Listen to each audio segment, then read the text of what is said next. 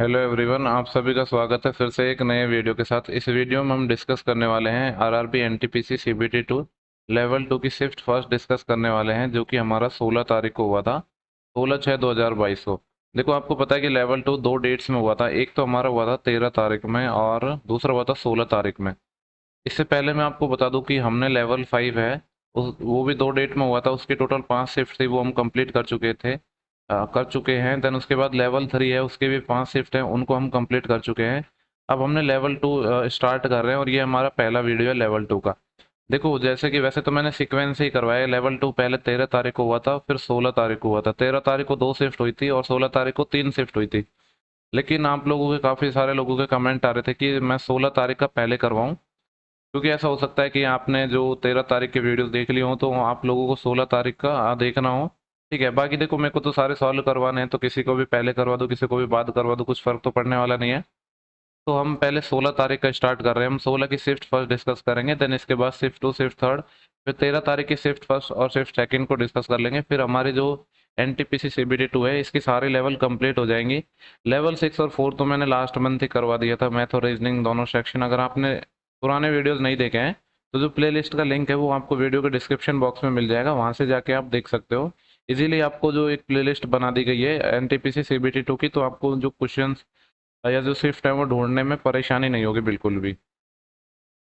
और जो लोग चैनल पे नए हैं वो चैनल को सब्सक्राइब कर लो, और आपको अगर वीडियो पसंद आता है तो कृपया लाइक, कमेंट और शेयर जरूर करें। चलो स्टार्ट करते हैं हम अपने पहले क्वेश्चन से विदाउट वेस्टिंग टाइम। तो देखो, किसी भी का भी कोई पर्सनल डाउट हो तो आपको मैंने बताया था लास्ट वीडियो में भी कि आपको मैंने एक तो व्हाट्सएप नंबर गिवन है, जो आप जो व्हाट्सएप जो हमारा यूट्यूब चैनल है, इसके जब अबाउट सेक्शन में जाओगे तो वहाँ पे आपको व्हाट्सएप नंबर मिल जाएगा। वहाँ पे आपको एक ईमेल आईडी भी दी गई है, वहाँ से भी आप अपने डाउट पूछ सकते हो। ठीक है।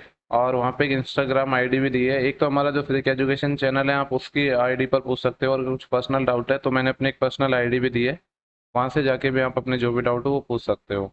ठीक है। और बाकी देखो, पीडीएफ वगैरह तो आपको टेलीग्राम चैनल पर मिल ही जाएंगी।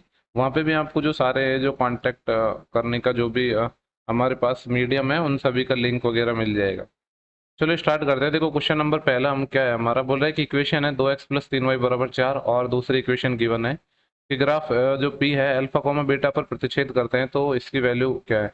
बेसिकली देखो, दो इक्वेशन दी गई है, यहाँ से हमें x और y की वैल्यू निकालनी है। जो x अल्फा के बराबर हो जाएगा, y बीटा के बराबर हो जाएगा, क्योंकि जो इनका इंटरसेक्शन पॉइंट है वो हमें अल्फा कॉमा बीटा दिया गया है, और उसके बाद हमें कुछ वैल्यू पूछी गई है, तो उसको हम फाइंड कर लेंगे। देखो, पहली इक्वेशन तो ये हो गई। दूसरी इक्वेशन का जो ये 5 है ना, इसको मैं दूसरी साइड ले जा रहा हूँ, तो -5 हो जाएगा, ये बराबर में -5। अब ये तो आप बचपन से पढ़ते ही आ रहे हो कि दो इक्वेशन को कैसे सॉल्व करते हैं। तो इस इक्वेशन को मैं 3 से मल्टीप्लाई कर दूं। 3 से मैंने क्यों किया, जिससे कि ये 3y बन जाएगा, वो 3y, वो प्लस का ये माइनस का कट जाएगा, और दोनों इक्वेशंस को ऐड कर दूं, इक्वेशन 1 और 2 को। तो ऊपर से तो 2x रहेगा, और जब ये 3 से मल्टीप्लाई हो जाएगा तो 9x हो जाएगा। इक्वल टू, यहाँ पे 4 है और ये 3 से मल्टीप्लाई होगा तो -15। तो 4 - 15 -11 आ जाएगा। और यहाँ पे क्या निकल के आया, 2 + 9 11x, 11x बराबर -11 है। इसका मतलब है x बराबर -1 है, और यही क्या है, हमारा अल्फा है, क्योंकि इंटरसेक्शन पॉइंट ही अल्फा कॉमा बीटा है ना। और जब x आ गया तो y तो किसी भी इक्वेशन से आसानी से निकाल सकते हैं। इस इक्वेशन से हम y निकाल लेते हैं। 3y बराबर कितना आएगा, 4 माइनस इस 2x को दूसरी साइड ले जा रहा हूँ, 2 और x की वैल्यू रख रहा हूँ यहाँ पे। और ये x की वैल्यू -1 आई थी ना हमारी, यहाँ -1 हो गया ये। तो ये कितना हो गया, 4, ये और माइनस माइनस प्लस 6 हो गया ये हमारा। 6 बराबर 3y है, तो यहाँ से y की वैल्यू 2 आ जाएगी, और यही हमारा क्या है, बीटा है। तो अल्फा और बीटा में मिल चुका है। अब जो पूछा है उसकी वैल्यू आसानी से निकाल लेंगे। हमसे पूछा है 3 इंटू अल्फा। अल्फा है हमारा -1, माइनस 4 इंटू बीटा, और बीटा कितना है हमारा, 2 है। तो इसको सॉल्व कर लेते हैं। ये -3 आएगा और -8 आएगा, तो -11 आंसर आना चाहिए, जो कि हमारा ऑप्शन नंबर सेकंड गिवन है। ठीक है, आसान क्वेश्चन था, इसमें तो कोई तकलीफ होनी नहीं चाहिए, क्योंकि बचपन से ही हम पढ़ते आ रहे हैं दो इक्वेशंस को सॉल्व करना। इसके बाद देखो, जो हमारा नेक्स्ट क्वेश्चन है वो क्या है कि हमें कुछ प्रेक्षण दिया है, कुछ डेटा दिया है। ये बोल रहे हैं इनमें से प्रत्येक में से 10 की अगर हम वृद्धि कर दें, यानी हर एक में 10 बढ़ा दें, तो इनका नया माध्य क्या होगा। नया माध्य मतलब एवरेज, एवरेज क्या होगा। तो देखो, हर एक में जब 10 की वृद्धि करेंगे तो ओवरऑल एवरेज में भी 10 की वृद्धि हो जाएगी। लेकिन हमें इनिशियल तो निकालना पड़ेगा कि इनिशियल कितना एवरेज था। तो पहले इनिशियल एवरेज निकाल लेते हैं कि कितना था। ठीक है। तो पहले सम देख लेते हैं कि सम कितना होगा। तो देखो यहाँ पे कैसे भी जोड़ सकते हैं हम, ये तो जो आसान डेटा है तो डायरेक्ट जोड़ लेते हैं। 22 और 14 कितने हो गए हमारे, 22 4 26 10 36, 36 और 16 ये हो जाएगा 36 6 42 10 52, 52 और 24, 52 और 4 56 और 20 जोड़ेंगे तो 66 76 और 12 88, 88 में जब 8 जोड़ेंगे हम तो 88 और 2 90 96 और 4 जोड़ेंगे तो 100, फिर 18 जोड़ेंगे तो 118 और 12 जोड़ेंगे तो 130 और 10 ये 140 हो जाएगा टोटल। और यहाँ पे कितने टर्म है हमारी, 1 2 3 4 5 6 7 8 9 10 है। तो देखो इनिशियली जो एवरेज था वो हमारा 14 आया। अब एवरेज के साथ आप जो भी छेड़खानी करते हो ना उसे, तो जो ओवरऑल एवरेज है उसके साथ भी वही हो जाता है, मतलब नंबर्स के साथ आप जो भी अप्लाई करते हो। यहाँ पे बोल रहा है हर एक में 10 की वृद्धि कर दी, तो जो एवरेज है उसमें भी 10 की वृद्धि हो जाएगी, तो नया एवरेज हो जाएगा 14। तो इनिशियल था 10 और बढ़ जाएगा तो कितना हो जाएगा 24। क्योंकि देखो हर एक नंबर 10 10 10 10 बढ़ गया ना, तो फिर उससे एवरेज भी तो 10 ही तो बढ़ेगा। ठीक है, तो 24 इस सवाल का हमारा सही जवाब हो जाएगा, जो कि है ऑप्शन नंबर 4। इसके बाद जो हमारा नेक्स्ट क्वेश्चन है वो क्या है, बोल रहा है कि 4.2 मीटर जो लंबाई, 30 डीएम मतलब डेसीमीटर चौड़ाई और 180 सेंटीमीटर ऊंचाई वाले घनाभ, घनाभ यानी क्यूबॉइड की बात कर रहा है, उसका पृष्ठीय क्षेत्रफल निकालना है, इसका टीएसए निकालना है और वो भी डेसीमीटर स्क्वायर में। तो देखो क्वेश्चन तो ये आसान है, लेकिन यहाँ पे जो हमारे लिए चैलेंज क्या है वो है यूनिट का कन्वर्जन। यहाँ पे डेसीमीटर स्क्वायर में पूछ रहा है, अगर आपको डेसीमीटर की नॉलेज नहीं होगी ना, डी का मतलब होता है डेसी, देखो ये साइंस में पढ़ते हैं ये चीज़ हम, अगर आपने पढ़ा होगा तो। ठीक है, देखो इसको हम कन्वर्ट करेंगे, पहले मैं क्या कर रहा हूँ, सबको मैं मीटर में कन्वर्ट कर ले रहा हूँ, फिर बाद में एक साथ हम इसको डेसीमीटर में कन्वर्ट कर लेंगे, जो आंसर आएगा उसको। तो ये तो 4.2 मीटर में ही दिया है लंबाई तो। अगर मैं बात करूँ चौड़ाई बी की, तो ये है 30 डेसीमीटर। और एक डेसीमीटर होता है, डेसी का मतलब ही होता है 10⁻⁻1, 10⁻⁻1 मतलब 1/10। ठीक है, तो 1 DM है वो हमारा कितना हो जाएगा, 1/10 मीटर के बराबर हो जाएगा। तो यहाँ से बेसिकली इसका 1/10 करना पड़ेगा और ये मीटर में आ जाएगा, यानी कितना आ जाएगा, जीरो से जीरो कट जाएगा, 3 मीटर आ जाएगा। और अगर हाइट की बात करें तो 180 सेंटीमीटर है। सेंटीमीटर को मीटर में बदलते हैं तो आपको पता है 100 का भाग देते हैं, जीरो से जीरो और दो नाम 18 और बेसिकली 1.8 मीटर आ जाएगा ये। ठीक है, हमने जो तीनों यूनिट हैं LBH, पहले तो उनको मीटर में कन्वर्ट कर लिया है। अब पहले हम यहाँ पे टीएसए निकाल लेते हैं, तो देखो क्या हो जाएगा, टीएसए हमारा ये हो जाएगा ट्वाइस ऑफ LB। पहले मैं फॉर्मूला लिख देता हूँ, वैसे तो आप सब लोगों को आता होगा ये फॉर्मूला, तो LB प्लस, एक second, LB plus BH plus HL, ये हमारा फॉर्मूला होता है, इसमें हम वैल्यूज रख रहे हैं 2 × LB।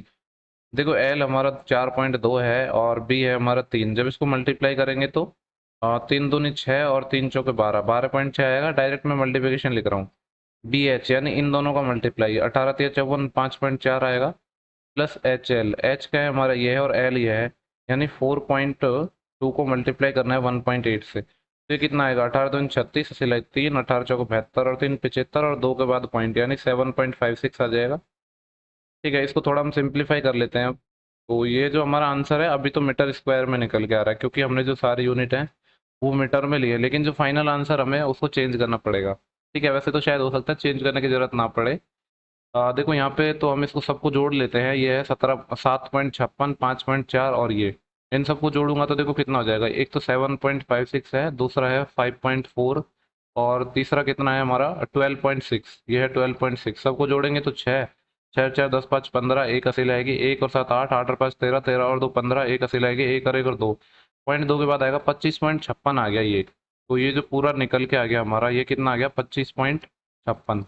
अगर 25.56 का डबल करते हैं तो 2 6 × 12, असिलाई 1, 2 5 10 और 1 11, असिलाई 1, 2 5 10 और 1 11, असिलाई 1, 2 दूनी 4 और 1 5, 51 12 और 2 के बाद पॉइंट। तो देखो 51 12 हमारा एक ही ऑप्शन है, तो अगर आप कन्वर्ट भी नहीं करोगे ना फिर भी आपका आंसर तो निकल के आ ही जाएगा। ठीक है, लेकिन फिर भी आप देखो इसको कन्वर्ट करना चाहो तो मैंने यहाँ पे आपको बताया था कि 1 डेसीमीटर 1 DM कितना होता है, 1/10 मीटर के बराबर होता है। यानी ऐसे समझ सकते हो कि 1 मीटर है, ये किसके बराबर होता है हमारा, 10 DM के बराबर होता है। तो 1 मीटर स्क्वायर, एक बार और मल्टीप्लाई स्क्वायर करेंगे मतलब, तो ये हो जाएगा 100 डेसीमीटर स्क्वायर के। तो यहाँ पे 100 से मल्टीप्लाई होगा तो पॉइंट हट जाएंगे, तो हमारा 51 12 आ जाएगा, क्योंकि 2 पॉइंट से 100 हट जाएगा ना, 2 पॉइंट हट जाएंगे तो 5112 आ जाएगा, जो कि ऑप्शन नंबर 3 है। वैसे जरूरत तो नहीं थी आपको ये सब चेंज करने की, क्योंकि ये जो कुछ ऑप्शंस है ना वो ऐसे ही आते हैं कि आप यूनिट चेंज भी नहीं करोगे ना फिर भी आपके ऑप्शन मैच नहीं करेंगे। ठीक है, तो आई होप कि आपको समझ आया होगा।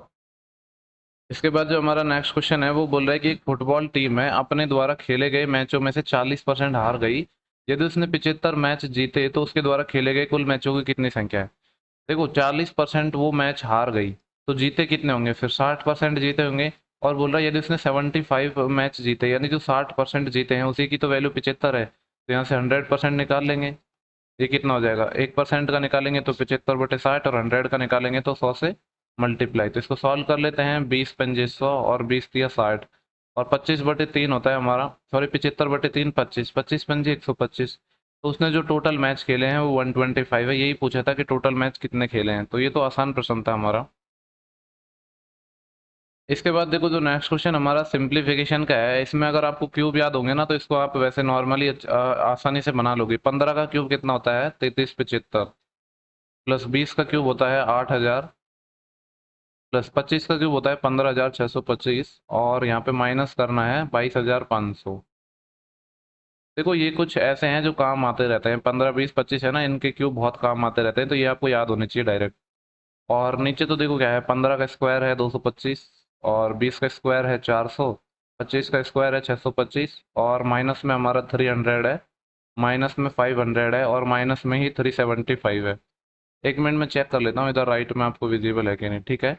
तो इसके बाद ये देखो कितना हो गया हमारा, 15,000 तो ये है और 8,000 ये है, तो 15 और 8 कितना हो गया, 23,625।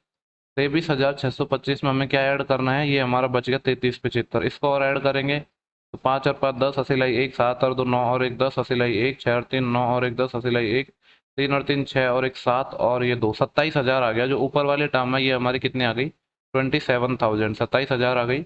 और इसमें से हमें 22,500 माइनस भी करना है, तो 27,000 में से जब 22,500 माइनस कर देंगे, पहले मैं लिख ही देता हूँ चलो।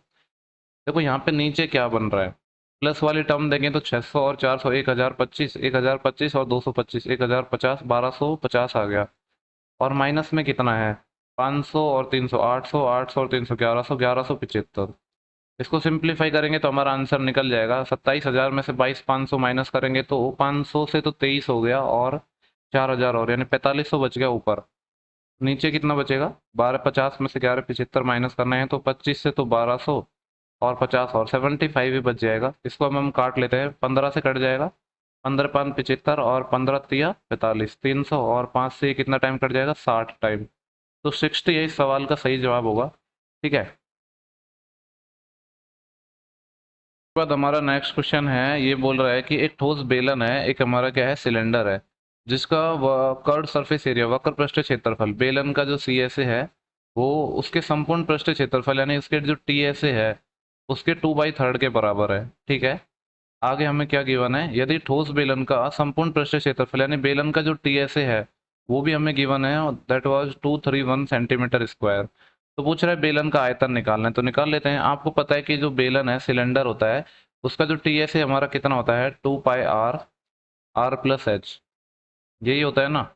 ये हमारा 231 के बराबर है, ठीक है। और आपको ये भी पता है कि देखो यहाँ से हम एक चीज़ और निकाल सकते हैं, क्या निकाल सकते हैं, सी एस ए और टी एस ए का जो रेशियो है वो कितना आ जाएगा, ये 2/3 आ जाएगा। और सी एस ए जो कर्व सरफेस एरिया है वो तो आपको बताइए बेलन का होता है 2πr/h, और T S A total surface area क्या होता है, 2πr, जो कि हमने राइट साइड में भी लिखा है r+h।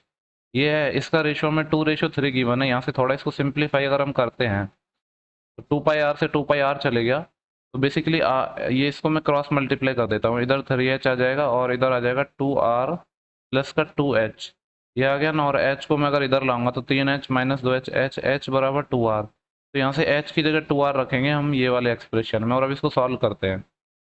तो 2πr और यह है r, h की जगह कितना रखूंगा मैं, 2r, तो 2r और r 3r बन जाएगा, तो इसको मैं 3r लिख रहा हूँ यहाँ पे।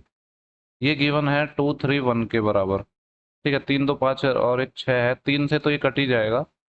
तो और देखो पहले 3 से मैं काट लेता हूँ इसको, तो 3×7 = 21 और 3×7 = 21, 77 आ गया ना।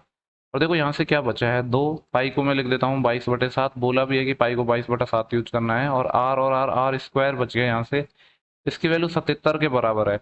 यहाँ से देखो ये 2 से 11 से ये 2 टाइम कट जाएगा, 11 से 7 टाइम कट जाएगा, और तो कुछ कट पिट नहीं रहा है। तो आर स्क्वायर कितना आ जाएगा, 7 इधर क्रॉस मल्टीप्लाई होगा 49, और 2 × 2 4, 4 यहाँ पे नीचे आ जाएगा। जब आर निकालेंगे तो इसका स्क्वायर रूट लेंगे तो आर कितना आ जाएगा, 7/2 आ जाएगा। तो यहाँ से जब आर निकल चुका है तो एच भी निकल जाएगा। एच बराबर क्या है 2 × आर, और आर है हमारा 7/2। 2 से 2 कैंसिल हो जाएगा, तो एच 7 आ गया। अब एच भी आ गया, आर भी आ गया, तो बेलन का जो हमें वॉल्यूम पूछा है वो हम इजीली निकाल लेंगे ना। तो इसके लिए हमें थोड़ा सा स्पेस चाहिए होगा। देखो यहाँ निकाल रहा हूँ मैं, आपको पता है कि सिलेंडर का वॉल्यूम, बेलन का वॉल्यूम होता है वो क्या होता है, πr²h।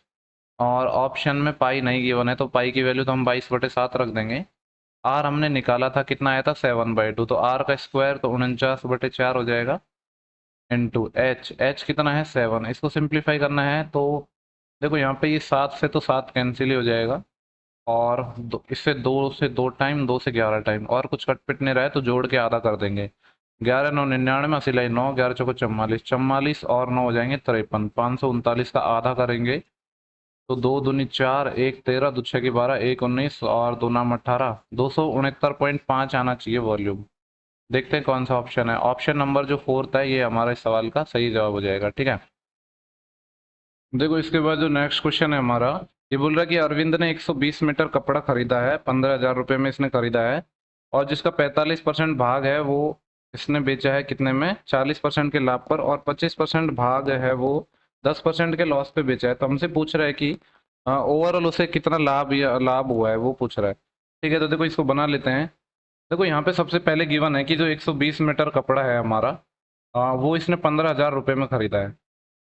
ठीक है, 15,000 इसमें खरीदा है, यानी यहाँ से 1 मीटर कपड़े की अगर हम कॉस्ट निकालना चाहें तो कितना आएगा, 0 से 0, और इसको काटेंगे हम, 3 से काट लेते हैं पहले, 3×4 = 12 और 3×5 = 15 और 2 0, 500 आएगा। तो 1 यूनिट की वैल्यू आएगी 125, यानी 1 मीटर कपड़ा है उसने 125 रुपये में इसने खरीदा है। ठीक है, तो 1 मीटर की हमने कॉस्ट निकाल ली है 125 रुपये। अब क्वेश्चन में क्या है उसको देखते हैं। बोल रहा है कि जो 45% भाग है, यानी टोटल 120 था, इसका 45%, 45% होता है 9/20, और 20×6 = 120, 9×6 = 54।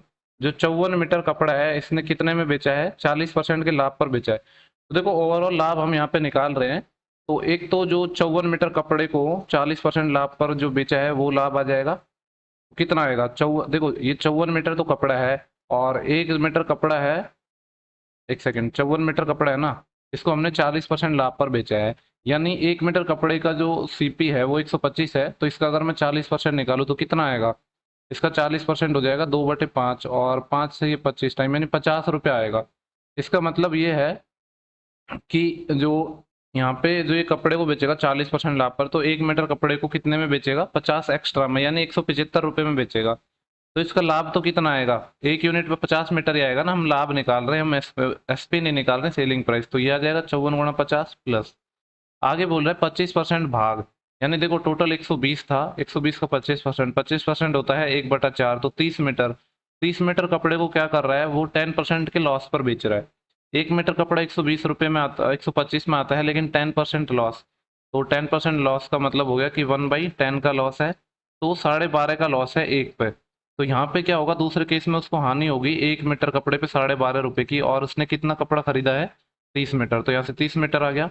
और देखो नेक्स्ट आगे बोल रहा है कि शेष जो भाग है सीपी पर बेचता है। जब शेष भाग को सीपी पर बेचेगा तो यहाँ से ना तो कोई प्रॉफिट है ना लॉस निकल के आएगा, क्योंकि वो तो सेम पार्ट पे गया है, तो ये तो जीरो आ जाएगा। तो इसी को कैलकुलेट करना है हमें, तो ये जीरो। देखो और भी इसके काफी सारे तरीके हो सकते हैं, 3-4 तरीके हो सकते हैं इस सवाल को सॉल्व करने के, लेकिन मैंने आपको बेसिक से बता दिया है। ये जीरो, 5×4 = 20, और 80 × 2 = 55, 25 और 2 = 27, 2700 माइनस 12.5, 12.5 को मैं ऐसे लिख दूँ 25/2, और मल्टीप्लाई करना है 30 से, तो यहाँ से ये 15 टाइम कट जाएगा। इसको सॉल्व कर लेते हैं, 15×5 = 75, 80 × 7, 15×2 = 30 और 7 = 37, 375। 2700 में से 3 जाएंगे तो 2400 आएंगे, और 2400 में से 75 और जाएंगे तो 2325 रुपये आ जाएंगे। यही पूछा था कि ओवरऑल उसका लाभ कितना होगा, तो होगा 2325 रुपये। ठीक है, आशा करता हूँ कि आपको ये जो क्वेश्चन है अच्छे से समझ आया होगा। नहीं समझ आए तो आप वीडियो को थोड़ा वापस बैक करके देखना, तो आराम से क्लियर हो जाएगा। इसके बाद जो हमारा नेक्स्ट क्वेश्चन है वो बोल रहा है कि निश्चित वार्षिक साधारण ब्याज की दर पर निवेशित की गई कोई धनराशि है, 8 ईयर में 24,500 और 13 ईयर में 32,000 रुपये हो जाती है, तो निवेशित धनराशि क्या है। देखो ये एसआई का क्वेश्चन है, यानी क्या बोल रहा है, प्रिंसिपल प्लस प्रिंसिपल, ऐसे समझ लो कि प्रिंसिपल है प्लस 8 साल का एसआई, ये अमाउंट दिया है ना, ये है हमारा 24,500, और दूसरे केस में प्रिंसिपल है और 13 साल का एसआई है, ये कितना है, दैट वॉज 32,000, 32,000 है। तो अगर इन दोनों को मैं निकालना चाहूँ, डिफरेंस निकालना चाहूँ, तो 13 माइनस 8, 5 साल का ऐसा ही आ जाएगा, जो कि कितना आएगा, ये हमारा 32,000 में से माइनस हो जाएगा 24,500, तो 500 तो यहाँ से बचेंगे 25 तक पहुँचने के लिए, और 7,000 और, तो बेसिकली 7500 आएगा। तो ये कितना हो जाएगा, 7500। 5 साल का ऐसा ही 7500 है, तो यहाँ से 1 साल का ऐसा ही निकाल सकते हैं कि नहीं हम आराम से। 1 साल का ऐसा ही 5 से भाग लग जाएगा, तो 1500 रुपये आ गया। तो 1 साल का ऐसा ही 1500 रुपये है, तो यहाँ से प्रिंसिपल भी निकाल सकते हैं, तो 8 साल का ऐसा ही भी निकाल सकते हैं ना यहाँ से। तो जो 8 ईयर है हमारा, 8 साल का ऐसा ही कितना होगा, इसको 15 से मल्टीप्लाई कर देते हैं, 15 × 120, यानी 12,000 रुपये हमारा ऐसा ही हो गया। देखो टोटल 24,500 हमारा प्रिंसिपल था, जिसमें 12,000 क्या हो गया हमारा, ऐसा ही आ गया। 12,000 हमारा ऐसा ही आ गया, तो यहाँ से प्रिंसिपल आ जाएगा, कितना आएगा, 24,500 में से 12,000 माइनस करेंगे तो 12,500 आ जाएगा प्रिंसिपल। और पूछा क्या था, यही पूछा था कि जो हमने अमाउंट इन्वेस्ट किया है वो कितना है, दैट वाज 12,500। ठीक है। इसके बाद जो हमारा नेक्स्ट क्वेश्चन है, ये बोल रहा है कि 9200 रुपये की एक धनराशि है, में से कुछ राशि है 5% की वार्षिक दर से, और शेष राशि है वो 8% की वार्षिक दर से उधार दी जाती है। ठीक है। बोल रहा है कि दोनों पर साधारण ब्याज मिलता है, एसआई का ही क्वेश्चन है ये। 3 वर्ष बाद कुल प्राप्त ब्याज है वो 1812 रुपये है, 5% की वार्षिक दर से कितनी राशि उधार दी गई। ठीक है। तो आसान क्वेश्चन है और अच्छा क्वेश्चन है। देखो यहाँ पे 3 साल का हमें ऐसा ही गिवन है, कितना है, ये है 1812, तो यहाँ से 1 साल का ऐसा ही हम निकाल सकते हैं कि नहीं निकाल सकते, क्योंकि ऐसा ही तो हर साल का सेम होता है, सीआई चेंज होता है। 3 6 की 18 और 3 4 12, 604 रुपये आ गया 1 साल का ऐसा ही।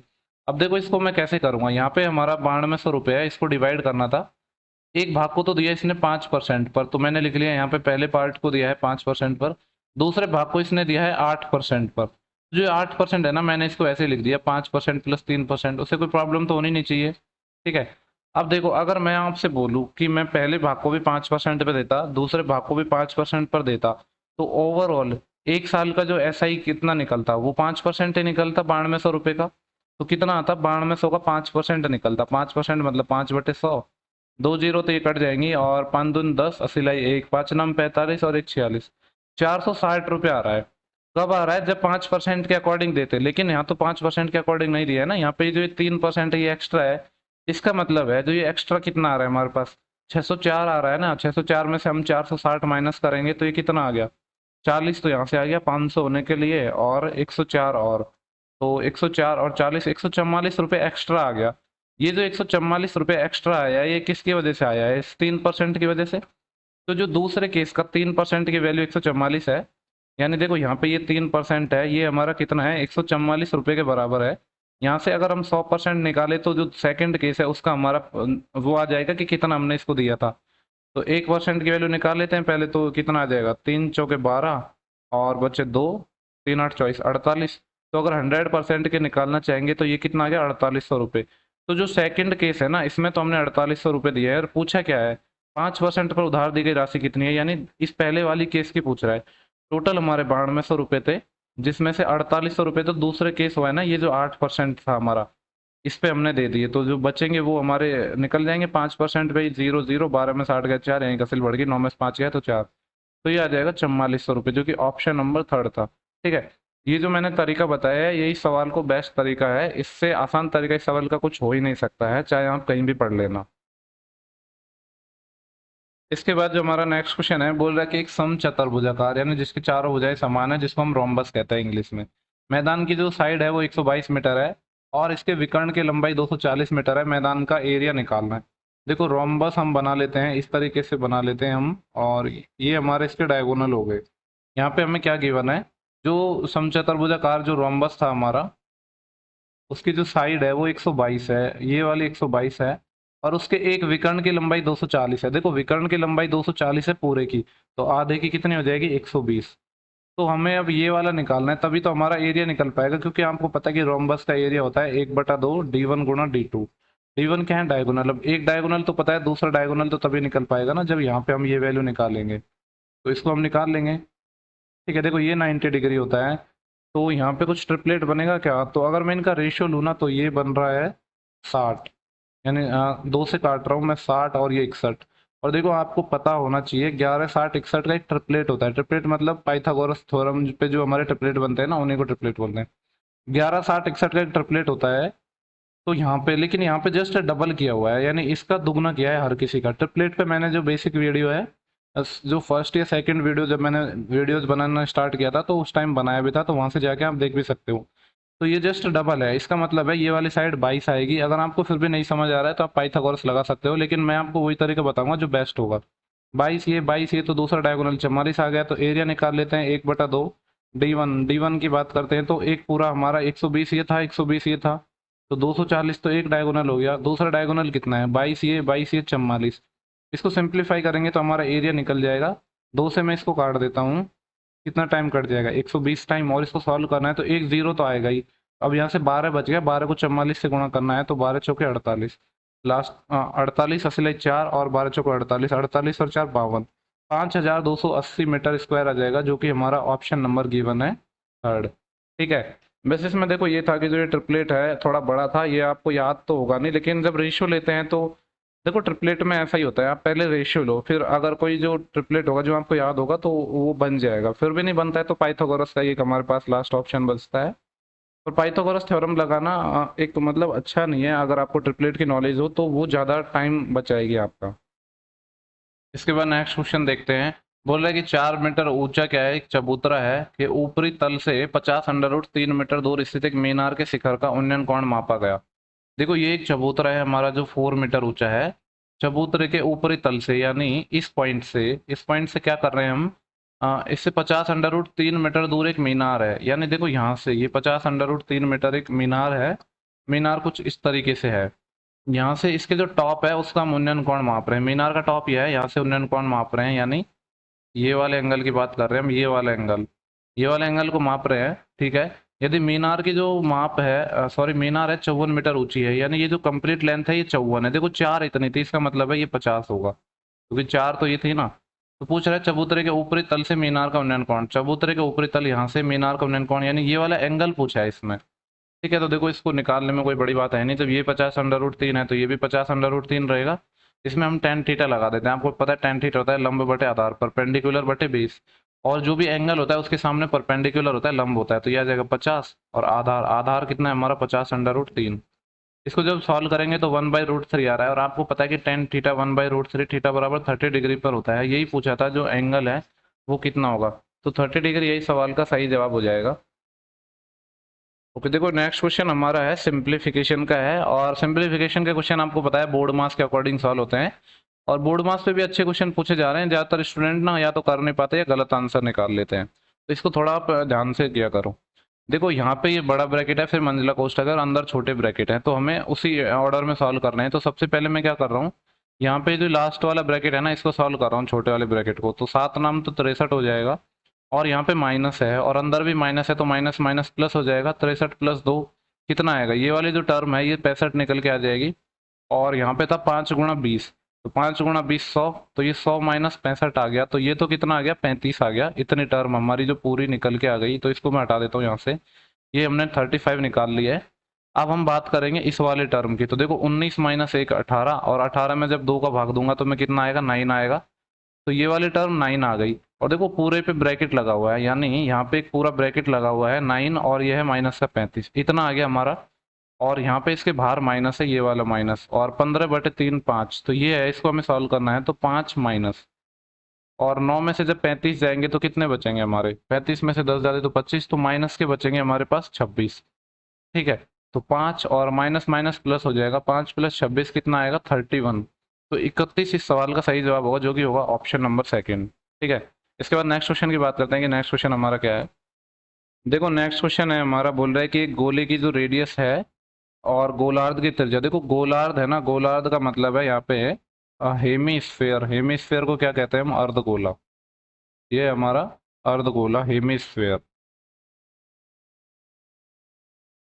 ठीक है। यहाँ पे गिवन क्या है, इनकी रेडियस का रेशियो गिवन है। मान लेते हैं कि गोले की त्रिज्या r1 है और अर्धगोले की त्रिज्या r2 है। इनका रेशियो 4:5 गिवन है। पूछ रहा है गोले का जो पृष्ठ क्षेत्रफल है, कर्व सरफेस एरिया है, तो ये सी एस और टी एस गोले के इक्वल होते हैं, ये गोलार्ध के वक्र पृष्ठ क्षेत्रफल से कितना अधिक होगा। तो हम क्या करते हैं, इनके जो इनका रेशियो ले लेते हैं। आपको पता है गोले का कितना होता है 4πr², r यहाँ पे r1 है तो उसका स्क्वायर रेशियो, और जो अर्धगोले है अर्धगोले का हो जाएगा 2π R2 स्क्वायर, ये R2 स्क्वायर आएगा। रेशियो मैंने इसलिए क्योंकि मेरे को परसेंटेज निकालनी है बाद में, तो इसलिए मैंने रेशियो से करूंगा मैं इसको। इससे ये 2 टाइम चले जाएगा, पाई से ये पाई चले जाएगा, 2 इंटू R1 की वैल्यू मैं 4 मान लूँ, क्योंकि के मानोगे तो भी फर्क नहीं पड़ेगा ना, स्क्वायर दोनों साइड तो कट जाएगा, तो 4 ही मान लो, 4 का स्क्वायर 16 रेशियो। और यहाँ पे ये कितना हो जाएगा, 5 है ना, तो ये क्या हो जाएगा, 5 का स्क्वायर 25, तो ये कितना आ गया, 32 से 25 आ गया। पूछा क्या, पूछा था कि जो पहला वाला है रेशियो, यानी गोले का जो पृष्ठ क्षेत्रफल है वो गोलार्ध से कितना ज्यादा होगा, तो यहाँ पे आपको यूनिट में कितना ज्यादा दिख रहा है, 7 रेशियो ज्यादा दिख रहा है, किसके रेस्पेक्ट में, इस 25 के रेस्पेक्ट में, मल्टीप्लाई 100। तो देखो 25 चौके होते हैं 100 और 7 चौके होते हैं 28, तो 28% इस सवाल का सही जवाब हो जाएगा, जो कि ऑप्शन नंबर हमें 4th गिवन है। ठीक है, इसके बाद हम नेक्स्ट क्वेश्चन की बात करते हैं कि नेक्स्ट क्वेश्चन हमारा क्या है। तो अब हम थोड़ा स्पीड बढ़ा लेते हैं क्योंकि इसमें काफ़ी टाइम लग गया है, हम थोड़ा काफ़ी स्लो स्लो कर रहे हैं। ठीक है, देखो ये एक और सिंप्लीफिकेशन का क्वेश्चन है जो काफ़ी भयानक सा लग रहा है दिखने में, तो इसको हम सॉल्व कर लेते हैं। देखो यहाँ पे हम एक एक टर्म को सॉल्व करेंगे, तो मैं बात करूँ ना, तो एक टर्म हमारी ये पूरी एक टर्म है, और यहाँ से फिर ये एक पूरी टर्म है, और यहाँ से एक पूरी टर्म है। ठीक है, तो एक एक टर्म को हम सॉल्व कर लेते हैं, चाहे आप पहले किसी को भी कर लो, उससे फर्क नहीं पड़ेगा, तो मैं शुरू से ही कर रहा हूँ। यहाँ पे है 3/4 इंटू ये है 2 से ही 2/3, तो 3 दूनी 6 और 2 8/3, और डिवाइड हो रहा है किससे, 5/9 से, और इसके साथ ऑफ लग रहा है। अभी मैं सॉल्व नहीं कर रहा हूँ, बस जो एक्सप्रेशन है उसको मैं थोड़ा प्रॉपर फ्रैक्शन में बना रहा हूँ। 5 एकम 5 और एक 6/5 था ये, तो ये 6/5 आ गया। ये तो हमारा पहला ब्रैकेट हो गया। अब हम दूसरे ब्रैकेट को सॉल्व करेंगे। ये क्या है, -3/5 ऑफ। ठीक है, और देखो यहाँ पे ये है 2/3 डिवाइड 2/3 ऑफ 3/2। इसको बोर्ड मास के अकॉर्डिंग करेंगे, बोर्ड मास का वैसे तो आपको पता होगा रूल। प्लस में क्या है, ये 4/5 है, जो तीसरी टर्म है इसको यहाँ पे मैं लिख रहा हूँ, ये है हमारा 4/5। और इनटू में क्या है, 9 एकम 9 और एक 10/9 आ जाएगा ये, और ये डिवाइड हो रहा है, किससे डिवाइड हो रहा है, 8/15 से, ये 8/15 से डिवाइड हो रहा है। और इसके बाद माइनस का है 2/3। ये टोटल हो गया, इसको अब हमें सिंप्लीफाई करना है, तो इसको अब हम सिंप्लीफाई कर लेते हैं। तो देखो यहाँ पे पहले को सॉल्व करते हैं, तो आपको पता है कि इसको हमें जो सॉल्व करना है वो बोर्ड मास के अकॉर्डिंग करना है, और बोर्ड मास के अकॉर्डिंग सबसे पहले ब्रैकेट सॉल्व होता है, फिर ऑफ। तो यहाँ पे सबसे पहले ऑफ सॉल्व होगा, यानी सबसे पहले ये जो वाली टर्म है ना हमारी, ये वाली टर्म सॉल्व होगी। तो ये क्या है, 5/9 ऑफ मतलब मल्टीप्लाई 6/5, 5 से 5 चले जाएगा, और 3 दूनी 6 और 3 3 9, तो 2/3 आ जाएगी ये वाली टर्म, तो इसको मैं हटा रहा हूँ, और इसको मैं लिख रहा हूँ 2/3। ठीक है, देखो आगे 3/4 था, इसके साथ मल्टीप्लिकेशन था 8/3। अब ये डिवाइड में आ रहा है 2/3, तो इसको मल्टीप्लाई कर दूंगा और इसका उल्टा कर दूंगा, तो ये कितना आ जाएगा, 3/2। तो पहली टर्म तो हमारी ये हो चुकी है, देन माइनस, यहाँ पे 3/5 लग रहा है, ऑफ लग रहा है इस ब्रैकेट के साथ, तो पहले इस ब्रैकेट को सॉल्व करेंगे, और ब्रैकेट में भी देखो यहाँ पे ऑफ है, तो पहले इस ऑफ को सॉल्व करेंगे। 2/3 ऑफ, ऑफ मतलब मल्टीप्लाई 3/2, तो 2 से ये 2 चले जाएगा, 3 से 3 चले जाएगा, तो 1 बच जाएगा, और 2/3/1 मतलब 2/3 ही हो जाएगा। तो ये कितना आ जाएगा, 3/5 ऑफ 2/3, इतना आ गया। इसको यहाँ से मैं थोड़ा इरेज कर देता हूँ। आगे है प्लस का। अब जो हमारी थर्ड टर्म है उसको हम सॉल्व कर रहे हैं, तो देखो ये है 4/5, मल्टीप्लाई में है 10/9, जो डिवाइड में है ना, डिवाइड में 8/15 है, इसको मैं मल्टीप्लाई कर रहा हूँ, तो उल्टा करके लिख दूंगा 15/8, और माइनस में हमारा 2/3 भी है। तो अब इसको हमें सॉल्व करना है पूरी इक्वेशन को, तो देखो इसको सॉल्व कर लेते हैं। यहाँ पे कुछ कट पिट रहा है तो उसको काट लेंगे, जैसे कि यहाँ पे 3 से 3 कट रहा है, और 2 से 2 और 4 8 से ये पूरा 8 कट जाएगा, तो यहाँ से तो 3 बचा। इससे बात करो तो ये 3 से 3 कट रहा है, यहाँ से सिर्फ 2/5 बच रहा है, प्लस यहाँ पे देखते हैं कि कुछ कटेगा पिटेगा क्या। 4 से ये 2 टाइम चले जाएगा, 2 से ये 5 टाइम चले जाएगा, इस 5 से ये 5 भी चले जाएगा, 3 3 9 और 3 5 15, तो 5/3 आ गया यहाँ पे, और माइनस में 2/3 और चल रहा था, तो ये आ गया, ये हमारा 5 था, तो एलसीएम आ जाएगा 15। ठीक है, वैसे तो देखो एलसीएम लेने की जरूरत नहीं है, पहले यहाँ पे देखो, ये हमारा है 5/3 माइनस 2/3, तो 5 माइनस 2 3/3, तो ये वाली टर्म तो 1 आ जाएगी, प्लस, और ये है 3 माइनस के 2/5, तो 3 और एक कितना हो गया 4, तो 4 माइनस 2/5 इसको सॉल्व करना है, तो 5 एलसीएम आ जाएगा, और 4 पंजे 20, 20 माइनस 2 18, 18/5 है, और 18/5 होता है कितना ना, 5 3 15, और 3 सही 3/5, तो 3 सही 3/5 आएगा, जो कि ऑप्शन नंबर 4 है। देखो काफी मतलब बड़ा सा क्वेश्चन था, सिंप्लीफिकेशन का क्वेश्चन था, लेकिन काफी लेंथी सा क्वेश्चन था दिखने में, तो काफी लोग तो इसको देख के डर गए होंगे, उन्होंने सॉल्व किया भी नहीं होगा। ठीक है, अब बोर्ड मास में यही है, आपको सावधानी से सॉल्व करने होते हैं क्वेश्चन। बोल रहा है कि नेक्स्ट क्वेश्चन है, ए अकेले किसी काम को 20 दिन में कर सकता है, और बी अकेले उसी काम को कितने दिन में कर सकता है, 15 दिन में कर सकता है, ठीक है। और सी अकेले उसी काम को 18 दिन में कर सकता है, सी भी है यहाँ पे, ये 18 दिन में कर सकता है। अगर इनका मैं एलसीएम लूँ तो क्या आएगा, देखो 18 और 15 का तो 90 आ जाएगा, और लेकिन 20 90 का नहीं आ पाएगा, तो 180 लेना पड़ेगा। 20 नम्मा 180, 15 से जब इसको भाग दूंगा तो 12 टाइम जाएगा, और 18 से 10 टाइम जाएगा। बोल क्या रहा है आगे, जो हम क्वेश्चन में बोल रहे हैं, बी और सी हैं, एक साथ कार्य शुरू करते हैं लेकिन 4 दिन बाद दोनों कार्य छोड़ देते हैं। देखो पहले बी और सी दोनों मिलकर काम कर रहे हैं 4 दिन तक, तो बी और सी की इफिशियंसी इसकी 12 है और इसकी 10 है, तो 22 के हिसाब से काम करेंगे 4 दिन में, तो 88 काम तो कर देंगे जो बी और सी है मिलकर 4 दिन में। उसके बाद दोनों ही काम छोड़ रहे हैं, और ए है शेष कार्य कितने दिनों में पूरा करेगा ये पूछ रहा है। तो रिमेनिंग वर्क जो हमारा शेष काम बचा है वो बचा कितना है, टोटल 180 था जिसमें से हमने 88 कर लिया, तो कितना बचेगा 12, और 92 बचा है जिसको ए करेगा, और ए की एफिशिएंसी आपको पता है 9 है, तो ये कितना आ जाएगा 9 ढाई 90, और बचे 2/9, 10 सही 2/9 आना चाहिए, जो कि है ऑप्शन नंबर हमारा गिवन है थर्ड। लेट में चेक कि यहाँ पे आपको विजिबल है कि नहीं, ठीक है दिख तो रहा है, तो 10 2/9 हो जाएगा, इस सवाल का हमारा जो ऑप्शन थर्ड है वो सही जवाब हो जाएगा। इसके बाद देखो लेवल कौन सी लेवल है, ये लेवल 16 की है ना, लेवल 2 है ये हमारा, लेकिन इसमें भी अच्छे खासे क्वेश्चन देखने को मिल रहे हैं। जो नेक्स्ट क्वेश्चन है हमारा, ये बोल रहा है कि 150 मीटर व्यास वाले एक वृत्ताकार मैदान के चारों ओर 3 मीटर की एक समान चौड़ाई वाले वृत्ताकार पथ का क्षेत्रफल निकालना है। देखो एक वृत्ताकार मैदान है हमारा, और इसके चारों ओर हम एक 3 मीटर का और क्या बना रहे हैं, एक वृत्ताकार पाथ बना रहे हैं, और जो 150 मीटर इसका व्यास था, यानी जो वृत्ताकार मैदान है उसकी रेडियस है वो 75 है, तो यहाँ से यहाँ तक तो ये 75 है, और ये 3 यूनिट और है यहाँ से यहाँ पे। तो आपको पता है पाथ का एरिया निकालेंगे तो टोटल में से अंदर वाले का निकाल देंगे, यानी पाई तो कॉमन ही आ जाएगा। अब पहले वाले का आर कितना होगा 75, ये और 3 ये तो 78, इसका स्क्वायर माइनस जो अंदर वाला है, अंदर वाले का तो 75 है, इसका स्क्वायर, इसको हमें सॉल्व करना है, और पाई में आंसर है तो पाई को छेड़ेंगे नहीं, ठीक है। और देखो अगर यूनिट डिजिट से भी मैं करूँ तो 8 का स्क्वायर 64, 4 माइनस 5 का स्क्वायर 25, 4 माइनस 5 -1 हो नहीं सकता, इसमें 10 जोड़ूंगा तो 9, यूनिट डिजिट 9 आएगा एक ही ऑप्शन में, ठीक है। फिर भी मैं आपको सॉल्व करके बता देता हूँ। यहाँ पे देखो कैसे करेंगे इसको सॉल्व, हम ए स्क्वायर माइनस बी स्क्वायर का फॉर्मूला लगाएंगे, तो पहले तो दोनों को जोड़ेंगे, क्योंकि ए प्लस बी इंटू ए माइनस बी होता है ना, दोनों को जोड़ा तो कितना होएगा 8 और 5 13, असिलाई 1, और 7 और 7 14 और 1 15, 153 इंटू दोनों को घटाएंगे तो 3, और तो 3 3 9, 3 5 15, असिलाई 1, 3 एकम 3 और 1 4, और इसके पाई है और इसके साथ तो 459 पाई आएगा, जो कि ऑप्शन 4 है। यूनिट डिजिट से भी हमने इस क्वेश्चन को कर लिया था, लेकिन नॉर्मली भी कर सकते हैं, क्योंकि इतनी ज़्यादा कैलकुलेशन तो इसमें है नहीं। इसके बाद हमारा क्वेश्चन नंबर 58 है, ये बोल रहा है कि जब एक कार की जो चाल है वो 30% बढ़ा दी जाती है, 30% बढ़ा रहे स्पीड, तो उसके द्वारा सामान्य गति से तय की जाने वाली दूरी को तय करने में 24 मिनट कम लगते हैं। समान दूरी को अपनी सामान्य चाल से तय करने में कार को कितना समय लगेगा, ओके। देखो स्पीड होता है हमारा डिस्टेंस अपॉन टाइम, ठीक है। डिस्टेंस तो क्या है कांस्टेंट है, क्योंकि सेम डिस्टेंस की बात कर रहा है ना, तो ये तो हुई हमारी कांस्टेंट। इसका मतलब है स्पीड और टाइम है एक दूसरे के रिवर्स में होंगे, रेसिप्रोकल होंगे, व्युत्क्रम होंगे। तो बोल रहे हैं कि जो कार की स्पीड है 30% बढ़ा दी, यानी 30% कितना होता है आपको पता है, 30% 3/10 होता है, तो इसने 10 पे 3 बढ़ा दी, मतलब 10 से 13 कर दी, तो टाइम रिवर्स हो जाएगा। अभी तो मैंने बताया कि ये दोनों रिवर्स होते हैं, तो ये 13 से 10 हो जाएगा।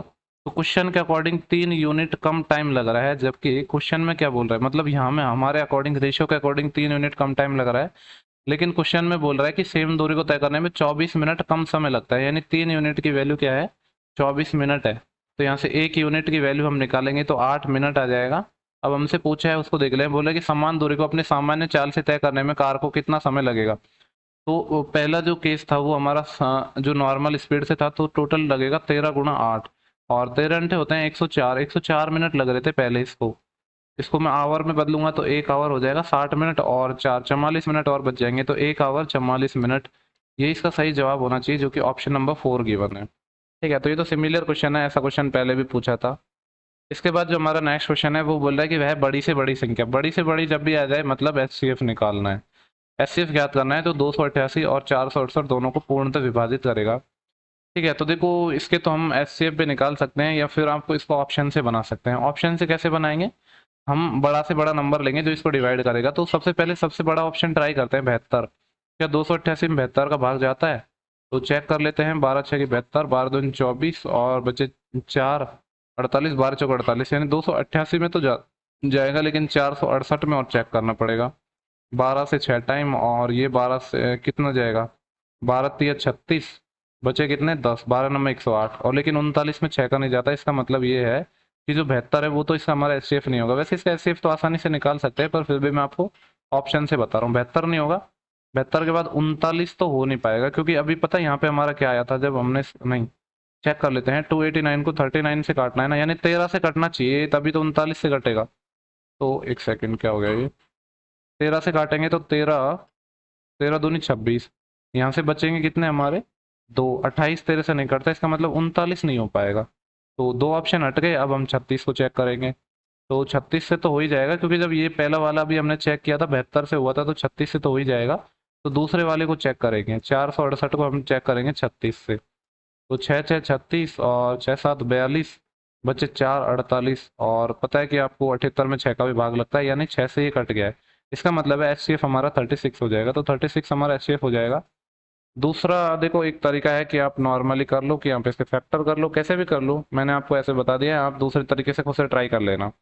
इसके बाद हम नेक्स्ट क्वेश्चन को देखते हैं। तो नेक्स्ट क्वेश्चन हमारा है क्वेश्चन नंबर 62। देखो ये बोल रहा है कि आर एस टी एक अधिक कोणीय समद्विबाहु त्रिभुज है, यानी एक कोण क्या है, अधिक कोण है। अधिक कोण है मतलब कि जो हमारा 90 डिग्री से बड़ा होगा, तो कुछ ऐसे बनेगा ये डायग्राम। ठीक है, ऐसे बना देता हूँ कि मैं, ये हमारा एक ट्राइंगल हो गया, ठीक है। अरे यार, इसको थोड़ा ठीक से बनाने की कोशिश करते हैं।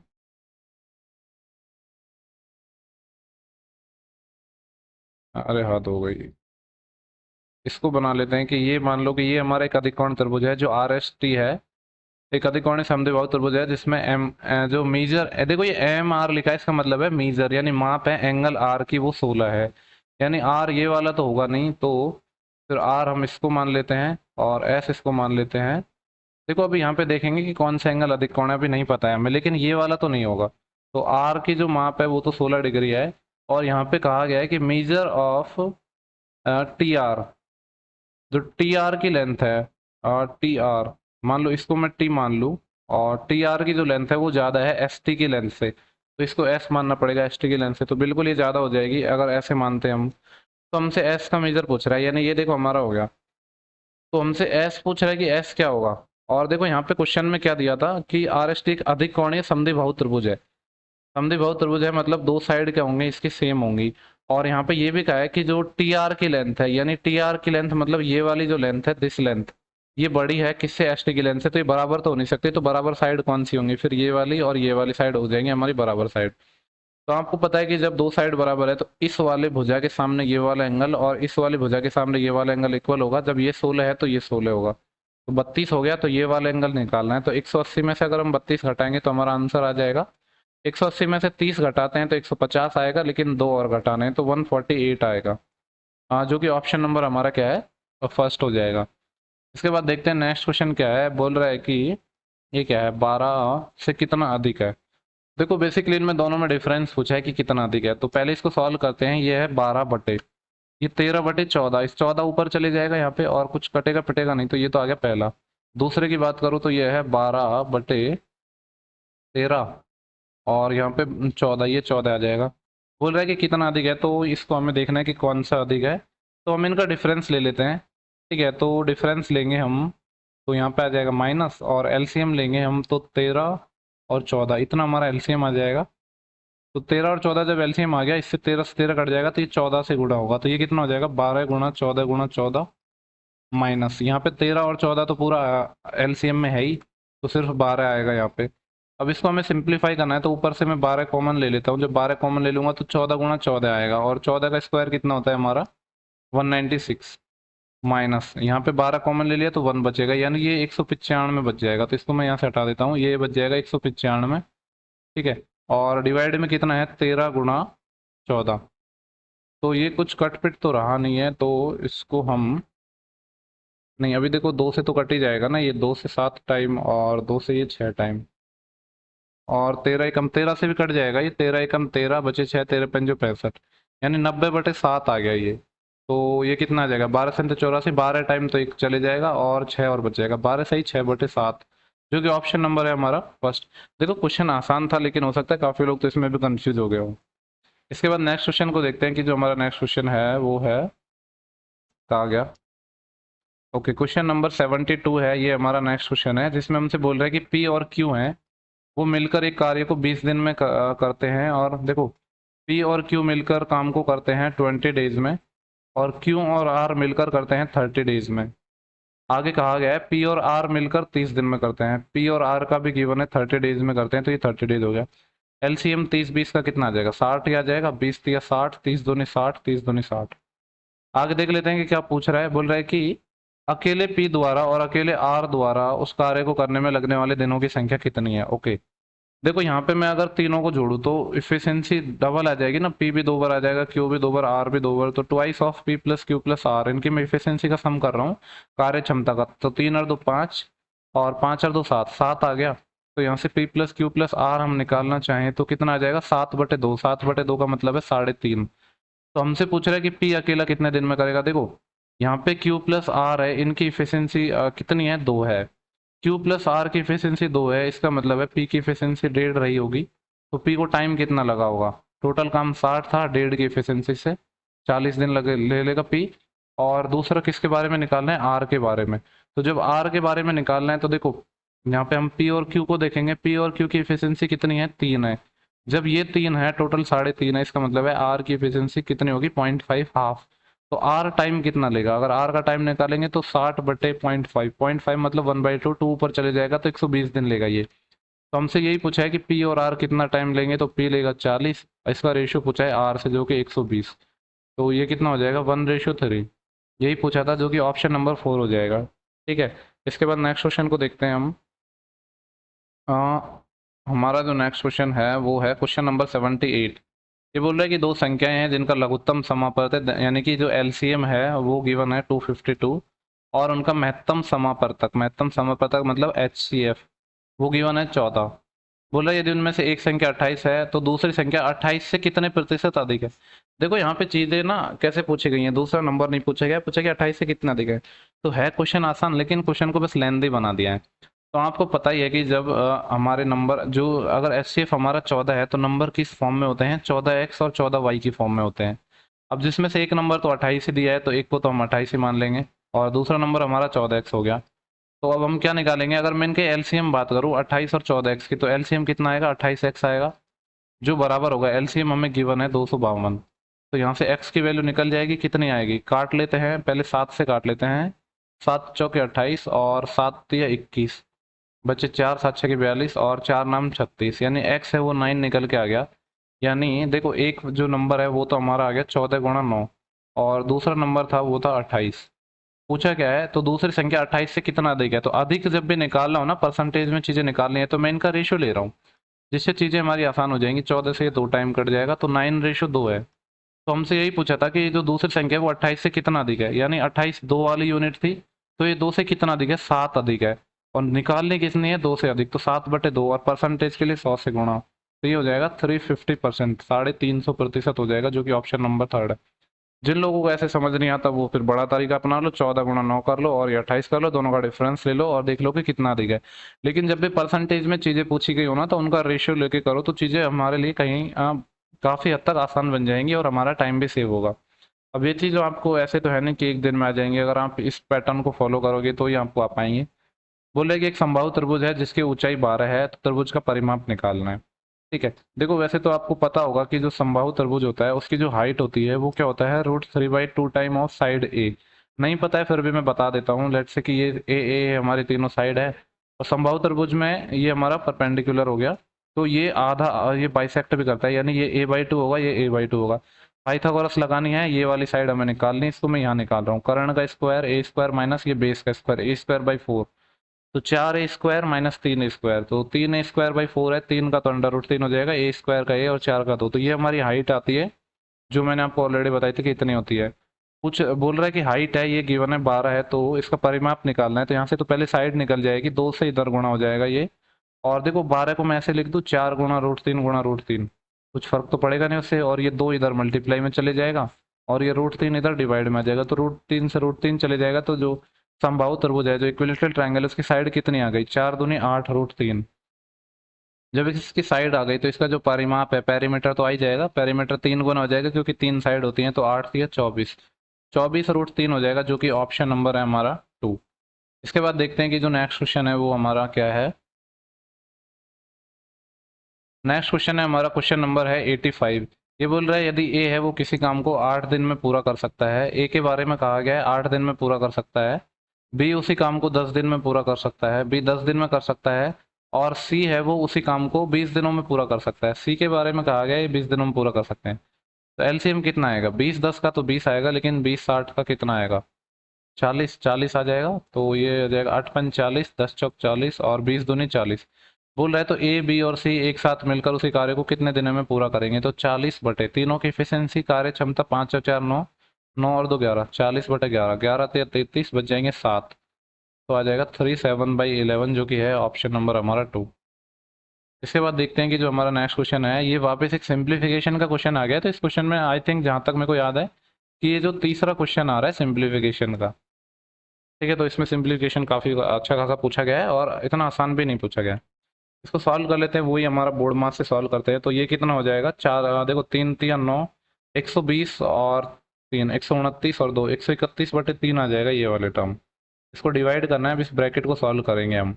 इस ब्रैकेट में पहले मैं इस वाले को सॉल्व कर रहा हूँ। तो देखो ये है 42/7, 6 माइनस 5 से 1/3 है तो 5 से 15 और एक 16/3। इसको मैं सॉल्व करूंगा तो 3 6 18, 18 माइनस 16/3, 18 माइनस 16 2/3 आ जाएगा। तो इस सबको मिटा के मैं क्या लिख रहा हूँ, ये वाला ब्रैकेट है ये हमारा आ चुका है 2/3, और यहाँ पे प्लस है तो प्लस। और देखो यहाँ पे 3/4 ऑफ 24 है, ऑफ का मतलब गुणा होता है, तो 4 से ये 6 टाइम कट जाएगा और 3 6 18 तो ये आ जाएगा 18, प्लस यहाँ पे ये 35 है। इसको ही सॉल्व करना है हमें। 131/3 चल रहा है हमारा, और इन सबको जोड़ेंगे तो कितना आ जाएगा। देखो 35 ये है और 18 ये है। 35 में अगर 20 जोड़ता तो मैं कितना आता, 55, 45 55 आता, लेकिन 2 कम 53, तो ये 53 आ गया और 2/3 आ गया। तो इसको अगर हम सॉल्व करते हैं तो 3 3 9 और 3 5 15, 159 और 2 161/3 आएगा। ये आएगा 161/3। देखो ये 161/3 आ गया, इसको डिवाइड करना है 161/3 से, तो मैं गुणा कर देता हूँ ना इसका उल्टा करके, तो 3/161 से गुणा हो जाएगा और 3 से 3 कट गया, बाकी कुछ कटेगा पटेगा नहीं, तो ये आ जाएगा 131/161, जो कि है हमारा ऑप्शन नंबर 3। ठीक है, इसके बाद नेक्स्ट क्वेश्चन देखते हैं कि नेक्स्ट क्वेश्चन क्या पूछा गया है।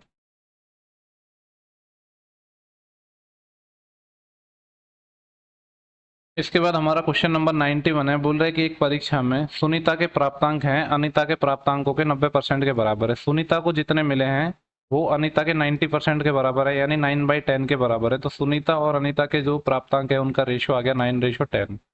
आगे कहा गया है जबकि अनीता ने प्राप्तांक और अनीता के जो प्राप्तांक है वो विनीता के प्राप्तांक के 110% के बराबर है। तो 110% मतलब 110/100, तो 11/10 आ जाएगा ये आ जाएगा 11/10। तो यहाँ से अनीता और विनीता का रेशियो आ जाएगा 11/10। बोले यदि परीक्षा में सुनीता के प्राप्तांक 198 थे तो विनीता के प्राप्तांक कितने होंगे। देखो यहाँ इसको हम या तो आप रेशो इक्वल करके बना लो, या आप रेशो इक्वल नहीं करोगे ना तो भी हमारा बन जाएगा, पर हो सकता है उसको समझने में आपको थोड़ी परेशानी हो, तो मैं आपको रेशो इक्वल करके बता देता हूँ। देखो यहाँ पे अनीता थी, यहाँ पे अनीता के 10 आ रहे हैं और यहाँ पे अनीता के 11 आ रहे हैं, जबकि 10 और 11 तो इक्वल होने चाहिए। तो इक्वल बनाने के लिए इसको हमें करना पड़ेगा 11 से मल्टीप्लाई, तो ऊपर नीचे 11 से मल्टीप्लाई कर दूंगा तो कुछ फर्क पड़ेगा नहीं। और यहाँ पे 10 से मल्टीप्लाई करना पड़ेगा इसको, क्योंकि अनीता के मार्क्स इक्वल बनाने थे ना। तो ये हो गया। तो आप देखो बोल रहा है कि सुनीता के प्राप्तांक 198 थे, तो सुनीता कौन है, ये वाली, यानी 11 × 9 99 यूनिट। इस 99 यूनिट की वैल्यू 198 है, इसका मतलब है एक यूनिट की वैल्यू 2 है। पूछा क्या है, तो विनीता के कितने हैं, विनीता के ये है 10 × 10 100, और 100 को हम एक यूनिट की वैल्यू 2 है, 2 से मल्टीप्लाई करेंगे तो 200 आ जाएगा, जो कि ऑप्शन नंबर है हमारा फर्स्ट। तो ऑप्शन फर्स्ट इस सवाल का सही जवाब हो जाएगा। इसके बाद जो नेक्स्ट क्वेश्चन है हमारा, बोल रहा है कि एक दुकानदार है एक वस्तु को 20% के लाभ पर बेचता है। 20% का मतलब होता है 1/5। ठीक है, देखो ये परसेंटेज से आपको खेलना आना चाहिए। 20% 1/5 है, यानी 5 की चीज 1 के लाभ में बेच दी, 6 में बेच दी। आगे बोल रहा है यदि वह वस्तु को 10% कम में खरीदता।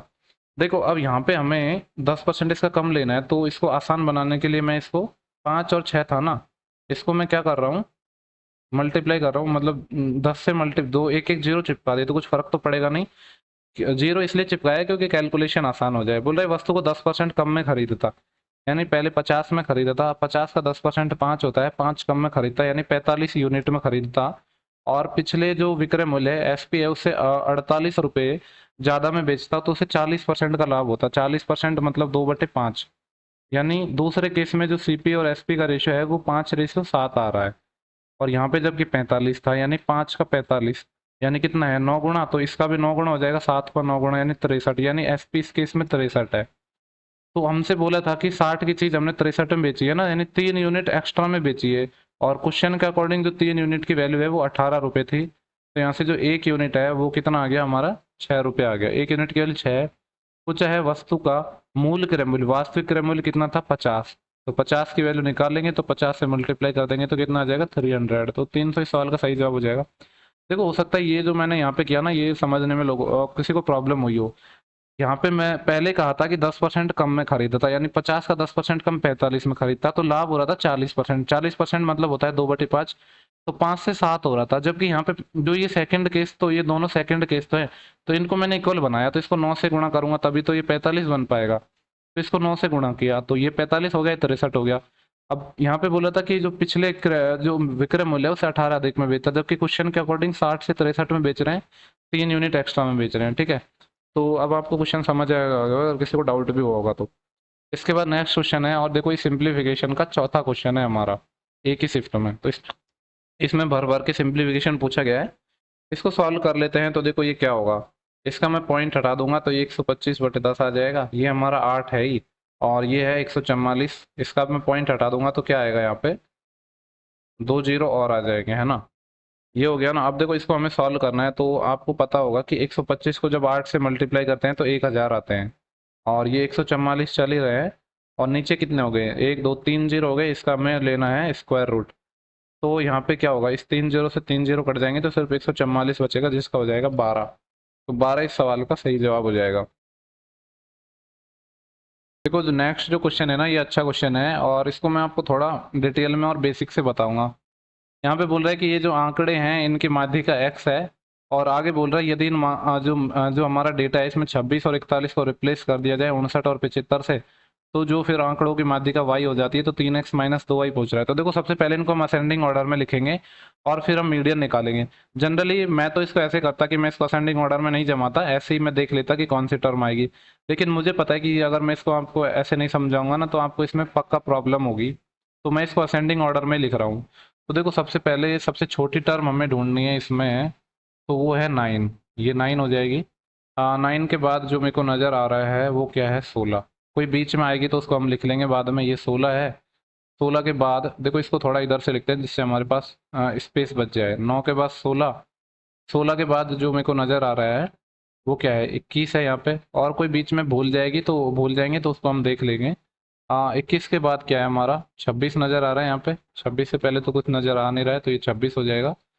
26 के बाद क्या होगा 31 तो यहाँ पे नज़र आ रहा है, 31 से पहले कुछ नहीं आ रहा तो 31 हो जाएगा। 31 के बाद क्या है हमारा 41 नज़र आ रहा है यहाँ पे, और कुछ नज़र आ नहीं रहा है तो नहीं। देखो 26 के बाद 29 भी था, इसको हमने छोड़ दिया, तो 29 था, 29 के बाद 31 था, और अब ये 41 है। तो 29 को हम ले चुके हैं, 41 हो गया। 41 के बाद क्या है हमारा 41 के बाद देखो इसको थोड़ा देखो, काफ़ी लंबा डेटा हो गया तो थोड़ा जमाने में भी टाइम तो लगेगा ही। 46 नज़र आ रहा है यहाँ पे, 46 के बाद 51 54 है, 51 है 54 है, और 54 के बाद 56 भी नज़र आ रहा है, यहाँ पे लिख रहा हूँ नीचे 56 है। 56 के बाद मेरे को जो नज़र आ रहा है वो है 61 है 62 है, 61 है 62 है, और 65 भी है, 65 है, और कुछ है क्या। देखो 65 के बाद क्या हो सकता है, और ये 71 है, 71 है। टोटल टर्म को काउंट कर लेंगे जिससे पता चल जाएगा कुछ छोड़ा है कि नहीं हमने।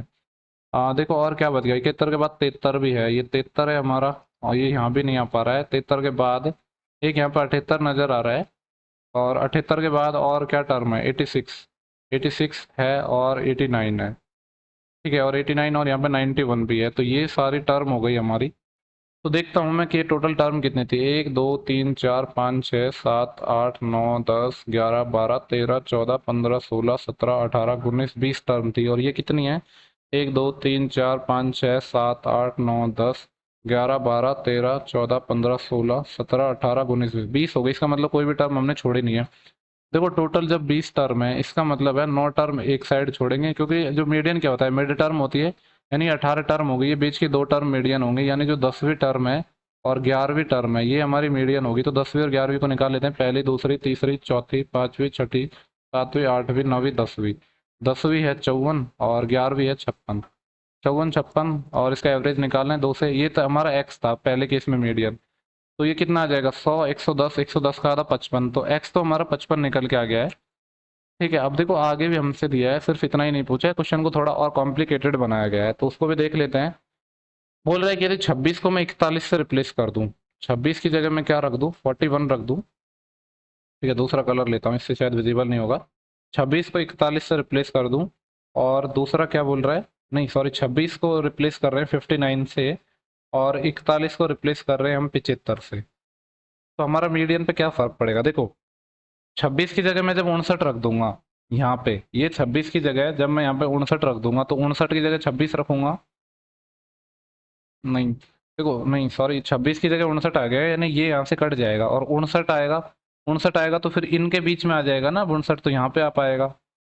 और और क्या बोल रहा है, 41 की जगह 75 रख दें, इस 41 तो यहाँ पे 41 कट जाएगा, 75, और 75 कहाँ पाएगा, ये 73 78 के बीच में यहाँ पे कहीं 75 आ पाएगा। तो अब हमारी मीडियन क्या होगी, तो अब भी होगी तो 10वीं और 11वीं टर्म, लेकिन बीच में से 2 टर्म हमारी हट गई है। तो देखो ये पहली, दूसरी, तीसरी, ये चौथी है, ये पांचवी है, ये छठी है, ये सातवीं है, ये आठवीं है, ये नवीं है, 10वीं ये होगी और 11वीं ये होगी। यानी ये क्या है हमारा 61 और 62 ये होगा, और इसको डिवाइड करना है 2 से। देखो अभी मैंने थोड़ी मिस्टेक कर दी, वो क्या कर दी, यहाँ पे एक टर्म और आई थी 59, यानी 61 नहीं आएगा हमारा। ठीक है, वापस गिन लेते हैं, देखो ये अब जो मैं इसको नए कलर से ले रहा हूँ, पहले टर्म तो हो जाएगी हमारी ये 9, दूसरी टर्म ये, तीसरी टर्म ये तो हमारी कट गई, तो चौथी ये, पांचवी ये, छठी ये, सातवीं ये, आठवीं ये, नवीं ये, और अब 10वीं कौन सी होगी, ये वाली 59, और 11वीं कौन सी होगी 61। तो जो नई टर्म है वो हमारी क्या आ जाएंगे 59 और 61, और इसका हमें एवरेज लेना है तो 2 से भाग। अगर इन दोनों को मैं जोड़ूंगा तो कितना आएगा, 120 आ जाएगा, 120 का आधा आ जाएगा 60। तो ये हमारा 60 निकल के आ गया, और जो यही तो हमारी मीडियन है, जो हमारी वाई है, पूछा है उसको देख लेते हैं। हमसे पूछा है 3x माइनस 2y, तो वैल्यू रख देते हैं यहाँ पे, अब तो कोई प्रॉब्लम होनी नहीं चाहिए। 3 गुणा x है हमारा 55, माइनस 2 गुणा y कितना है 60। तो 55 तिया कितने होते हैं 165, और y मतलब 120। जिसमें से ये जाएगा तो कितना बचेगा, 165 में से 20 जाएगा तो 45 बचेगा, जो कि ऑप्शन नंबर 4 है। देखो ये काफी कॉम्प्लिकेटेड सा क्वेश्चन था, तो ओवरऑल देखा जाए ना तो इस शिफ्ट में मतलब क्वेश्चंस तो टफ नहीं है, टफ तो मैं बिल्कुल नहीं कहूँ क्वेश्चन को, बट क्वेश्चंस लेंथी पूछे जा रहे हैं। चलो नेक्स्ट क्वेश्चन की बात करते हैं हम।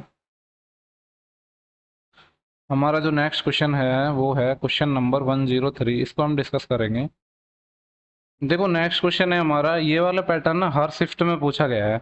यहाँ पे क्या बोल रहा है कि 20 किलोमीटर की स्पीड से और 40 और 60 और 120 की चाल से 12 किलोमीटर की 4 क्रमांक दूरियों को तय करता है, तो उसकी एवरेज स्पीड क्या है। तो आपको पता है एवरेज स्पीड क्या होती है, टोटल डिस्टेंस, टोटल डिस्टेंस बटे टोटल टाइम टेकन, यानी जितनी जो टोटल दूरी है उसको और टोटल टाइम कितना लगा है वो वही होती है हमारी एवरेज स्पीड।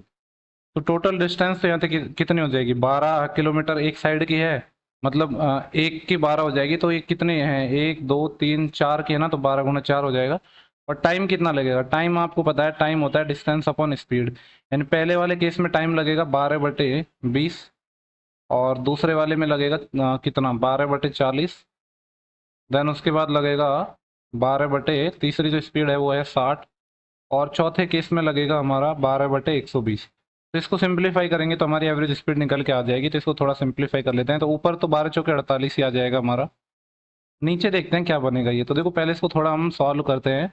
4 से ये 3 टाइम, और 4 से 5 टाइम, 4 से 10 टाइम, और 4 से 10 टाइम, और 4 से 3 टाइम, 4 से 15 टाइम, और 4 से 3 टाइम, और देखो ये तो 1/5 ही हो जाएगा, 12 से 5 टाइम ही कट जाएगा। और ये कितना आएगा, ये भी 12 से 10 टाइम कट जाएगा। तो देखो 10 है, 10 है, 5 है, 10 है, एलसीएम आ जाएगा नीचे 10। तो 10 में 5 का भाग देंगे 2 टाइम, तो 2 तिया 6, 10 से 10 कट जाएगा, और यहाँ पे ये कितना आया था 3 था ना, ये 3 है, तो ये 3 आ जाएगा प्लस, और 10 में से 5 का भाग देंगे तो 2 टाइम प्लस, 10 से 10 कट जाएगा तो यहाँ पे 1 आएगा। ठीक है, तो देखो ये जो 10 है ये तो ऊपर चले जाएगा, तो 480 बन जाएगा, और ये कितना है 6 और 3 9, 9 और 2 11, 11 और 1 12, और 12 चौके होते हैं 48, तो 40 किलोमीटर पर आवर हमारी इसकी जो एवरेज स्पीड है ये आ जाएगी। यही हमसे पूछी थी, जो कि ऑप्शन नंबर 4 है। जो एवरेज स्पीड पे हमारा हर एक शिफ्ट में एक सवाल पूछा गया है। अगर आपने जो पिछली शिफ्ट है उनके वीडियो देखे होंगे तो आपको ये चीज़ पता भी होगी। इसके बाद जो नेक्स्ट क्वेश्चन है हमारा ये है अप्रोक्सीमेट वैल्यू का निकटतम मान निकालना है। तो आपको पता है कि हम इंटीजर वैल्यू लेते हैं ऐसे क्वेश्चंस में। ये 44.97% है, तो इसका हम लेंगे 45% इंटू ये 226 है। देखो इसको भी 226 रहने देते हैं, वैसे तो अगर हम चाहिए होगा तो इसको 225 मान लेंगे। और ये हमारा 55 है, तो इसको 55 ही लिख देंगे, 55.03 को 55, और 4.98 इसको लिख देंगे 5, माइनस एक्स बराबर है ये 140, 140।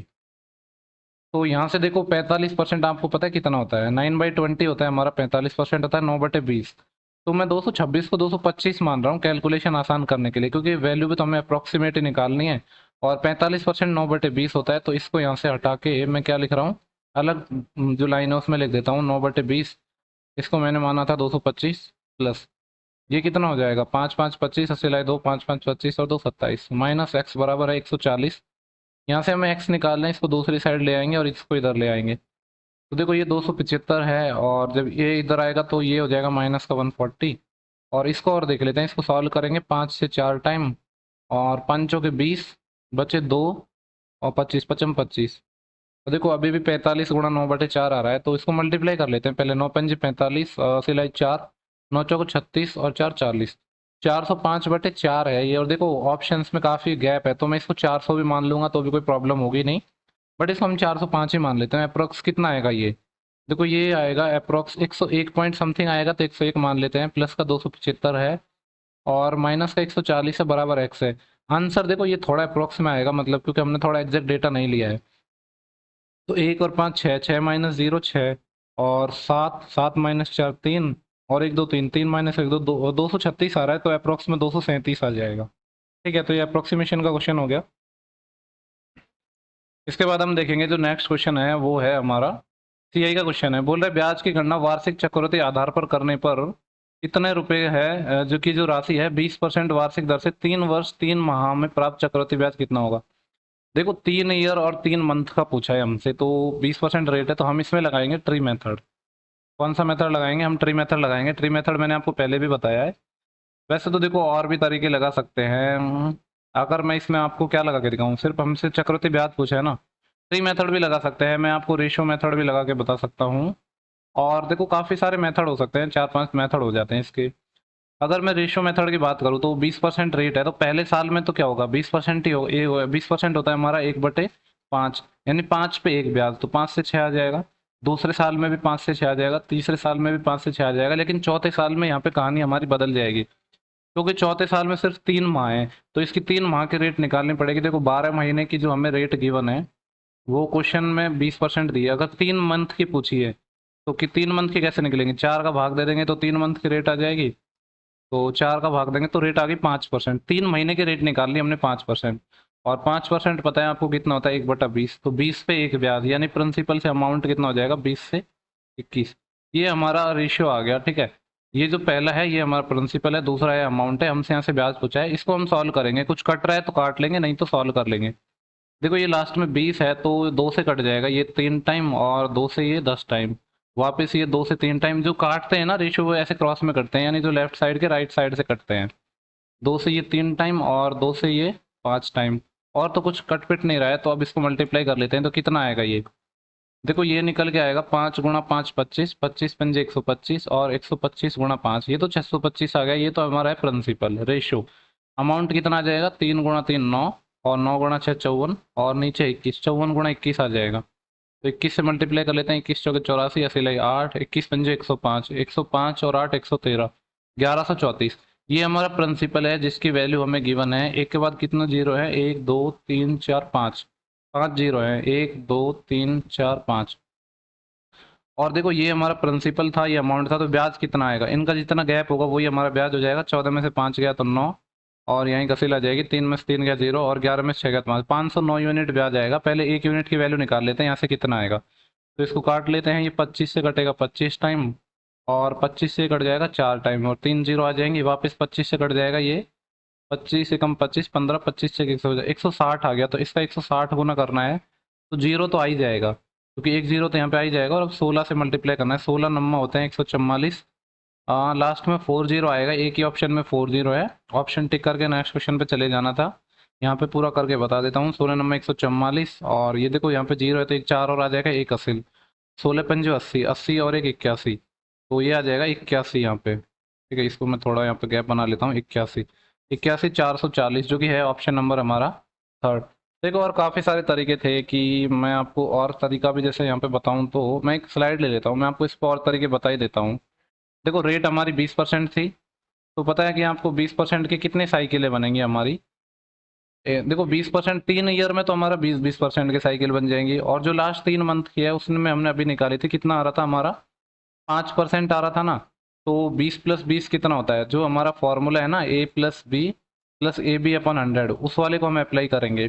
तो 2 20 में जब अप्लाई करेंगे तो 44 निकल के आएगा। वैसे तो डायरेक्ट पता होना चाहिए था, क्योंकि इतनी फास्ट आपकी कैलकुलेशन होनी चाहिए। 44 आ गया, फिर वापस क्या करेंगे, दोबारा 44 और 20 में लगाएंगे। ठीक है, फिर देखो 44 और 20 में लगाएंगे हम यहाँ पे, तो 44 + 20 + 44 × 20/100, ये आ जाएगा। इसके साथ फिर 5% के साथ और लगाएंगे, तो यहाँ से ओवरऑल हमारी रेट परसेंट आ जाएगी। तो एक वो तरीका हो गया। दूसरा हमारा जो ट्री मेथड था वो एक तरीका हो जाएगा, और ट्री मेथड तो आपको पता ही है, मैंने कई बार बताया है। ठीक है, तो अभी रहने देते हैं, बाकी के तरीके एक ही बहुत है, क्योंकि ये वीडियो काफ़ी लंबा हो गया, फिर और भी हमें सवाल करने हैं। देखो नेक्स्ट क्वेश्चन है, बोल रहा है कि ये जो कौन सी संख्या है वो 24 से डिविजिबल है। तो 24 का मतलब है वो हमारा नंबर होगा 8 और 3 से डिविजिबल। 3 का आपको पता है कि सम ऑफ डिजिट 3 से होगा, और 8 का पता है कि लास्ट 3 डिजिट 8 से होने चाहिए। तो अगर मैं लास्ट 3 डिजिट का देखता हूँ, यानी 8 का देखता हूँ, तो 152 के 8 से डिविजिबल होगा। 8 एकम 8, 7 72 हो जाएगा, और 3 से हो पाएगा। तो सम ऑफ डिजिट भी साथ साथ चेक कर लेते हैं। 3 और 2 5, और एक 6 6 5 11, 11 और 2 13, नहीं हो पाएगा। पहले सम ऑफ डिजिट ही देखते हैं। 5 और 2 7, 7 और 1 8, 8 8 16, 16 तो 18। 3 से तो हो रहा है कि 8 से हो पाएगा ये, 8 दूनी 16, बचे यहाँ से 2 22 नहीं हो पाएगा, ये नहीं हो पाएगा। 3 और 2 5, 5 और 6 6 9 15, 15 तो 17 है, 3 से हो नहीं पाएगा। तो लास्ट ऑप्शन को चेक करने की जरूरत नहीं है, वही हमारा आंसर हो जाएगा। ठीक है, बाकी चेक करना चाहो तो आप कर सकते हो, बट करने की जरूरत नहीं है, ना तो यहाँ पे ना एग्जाम में। अगर आप करते हो तो आप अपना टाइम वेस्ट कर रहे हो।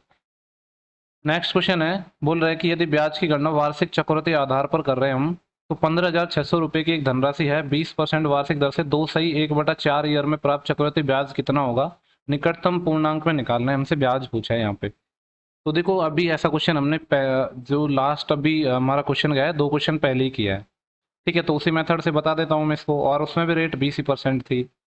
तो 2 साल का तो कितना हो जाएगा, 44% हो जाएगा, या फिर वैसे रेशियो से लगाते हैं, 20% 1/5, तो 5 से 6। देन दूसरे साल में भी 5 से 6, और तीसरे साल में देखो क्या होगा। हमारा जो 12 महीने का रेट है ना, एक साल का रेट है, यानी 12 महीने का रेट 20% है। तो यहाँ से 1/4 ईयर का पूछा है। 1/4 ईयर में मंथ कितने होंगे, 12/4, यानी 3 मंथ। देखो सेम ही डेटा आ गया, तो यहाँ पे भी रेट कितनी आ जाएगी, 5% ही आ जाएगी, जो हमारा पिछला सवाल था उसी में। वैसे तो निकाल भी सकते हो कि 12 महीने की इतनी है, तो एक महीने की 20/12 है, तो हमें निकालनी है 3 महीने की, तो 5% आ जाएगी। 3 चौके 12, 4 पंजे 20, और 5% 1/20 होता है, और तो ये कितना हो जाएगा, 20 से 21। पहला हमारा प्रिंसिपल है, दूसरा अमाउंट है। तो इसको सॉल्व कर लेते हैं। कुछ कट पिटेगा तो काट देंगे। 2 से ये 3 टाइम, 2 से ये 10 टाइम, 2 से ये 3 टाइम, 2 से ये 5 टाइम, और कुछ कटेगा पिटेगा नहीं। 5 5 25, 25 पंजे 125, और 3 3 9, 9 × 21 करना है हमें, तो 189 आ जाएगा। तो हमें ब्याज निकालना था ना, तो देखो ब्याज कितना होएगा, इनका जितना डिफरेंस होएगा, क्योंकि ये अमाउंट है, ये प्रिंसिपल है। 9 - 5 4, 8 - 2 6, 64 यूनिट आएगा, और 125 प्रिंसिपल है, जिसकी वैल्यू गिवन है 15600, इतनी है। तो यहाँ से पहले निकालते हैं कि 1 यूनिट कितना हो पाएगा। तो 25 से काट लेते हैं, 25 पंजे 125, और 25 से काटेंगे तो 25 6 के 150, बचेंगे कितने, 6 60, 25 दूनी 50, 10 100, 25 चौके 100।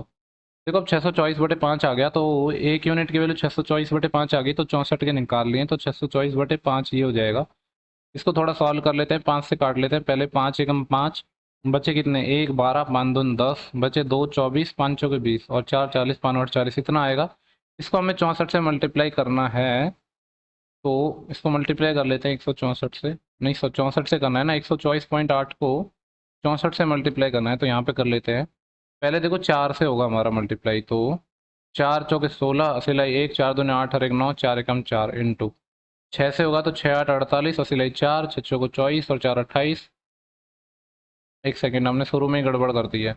4 से मल्टीप्लाई करना था, 4 8 32, 80 लाई 3, 4 चौको 16 और 3 19, 80 लाई 1, 4 दूनी 8 और 1 9 और 4 एकम 4 इंटू जो लास्ट वाला करना भूल गए थे हम। इसके बाद 6 को जब हम 8 से करेंगे तो कितना आएगा, 6 8 48, 80 लाई 4, 6 चौके 24 और 4 28, 80 लाई 2, 6 दूनी 12 और 2 14, 80 लाई 1, 6 एकम 6 और 1 7। इसको जोड़ लेते हैं, ये 2 है ना, तो ये आ जाएगा 2 और 9 और 8 17, 80 लाई 1, 8 8 16 और 1 17 और 1 18, 80 लाई 1, 4 4 8 और 1 9 और ये है 7, 79,887 और एक के बाद पॉइंट आ जाएगा 2। एक मिनट, नहीं 7,987 है ना, ये 7,987, तो ऑप्शन नंबर 4 इस सवाल का हमारा सही जवाब हो जाएगा। देखो हमें भले ही कंप्लीट ईयर में नहीं पूछा हो, लेकिन इतना कुछ खास था भी नहीं क्वेश्चन में, इतना टफ नहीं था, आसान ही था, डेटा आसान था, इसलिए क्वेश्चंस को करना ज़्यादा टफ नहीं था। इसके बाद जो हमारा नेक्स्ट क्वेश्चन है, वो बोल रहा है कि एक परीक्षा में 10% छात्रों द्वारा प्राप्त अंक के नीचे गिवन है, तो पूछ रहे हैं इनका समांतर माध्य। समांतर माध्य मतलब हमारा एवरेज ही पूछ रहा है, ठीक है। तो एवरेज निकालने के लिए तो सबको जोड़ना ही पड़ेगा, तो जोड़ लेते हैं। 2 तो यहाँ पे, 2 यहाँ, 4 4 3 7 7 8 15 15 5 20 20 और 6 26 26 और 5 31 31 और 1 32 32 और 6 38, सिलाई 3 3 और 8 11 11 और 6 17 17 और 6 23 23 6 29 29 और 7 36 36 और 7 हाँ 43 43 और 8 कितने हो जाएंगे, 51 51 और 7 58 58 और 9 58 और 9 कितने हो जाएंगे हमारे 67, 67 और 4 71, 718 बटे टोटल 10 थे, तो 71.8 आ जाएगा। यही पूछा था हमारा जो माध्य है एवरेज कितना होगा, तो 71.8 हो गया वो। इसके बाद शायद हमारा एक सवाल रह रहा होगा मुश्किल से, शायद 2 रह रहे हैं, देख लेते हैं। बोला है कि एक खंबा है जो 405 मीटर लंबा है, ठीक है। इसे केसरिया सफेद और हरे रंग के अ, इसे केसरिया सफेद और हरे रंग में एक के ऊपर एक क्रम से 8 9 10 के अनुपात में रंगा गया है। खंबे के सफेद भाग की लंबाई कितनी है? ओके, देखो टोटल ये कितना आ गया, 10 और 8 18 और 18 और 9 27, 27 यूनिट की वैल्यू 405 है, तो यहाँ से 1 यूनिट की वैल्यू निकाल लेंगे। 9 से काट लेते हैं पहले, 9 तिया 27 और 9 चौक 36, 9 चौक 36 बचे 4 9 पंजे 45 और 3 से 15 टाइम कट जाएंगे, तो 1 यूनिट की वैल्यू 15 आई है। इसको देखो पहले जो पार्ट है उसको हम किससे रंग रहे हैं, इसको हम केसरिया रंग से रंग रहे हैं, ठीक है, ये केसरिया रंग से रंग रहे हैं।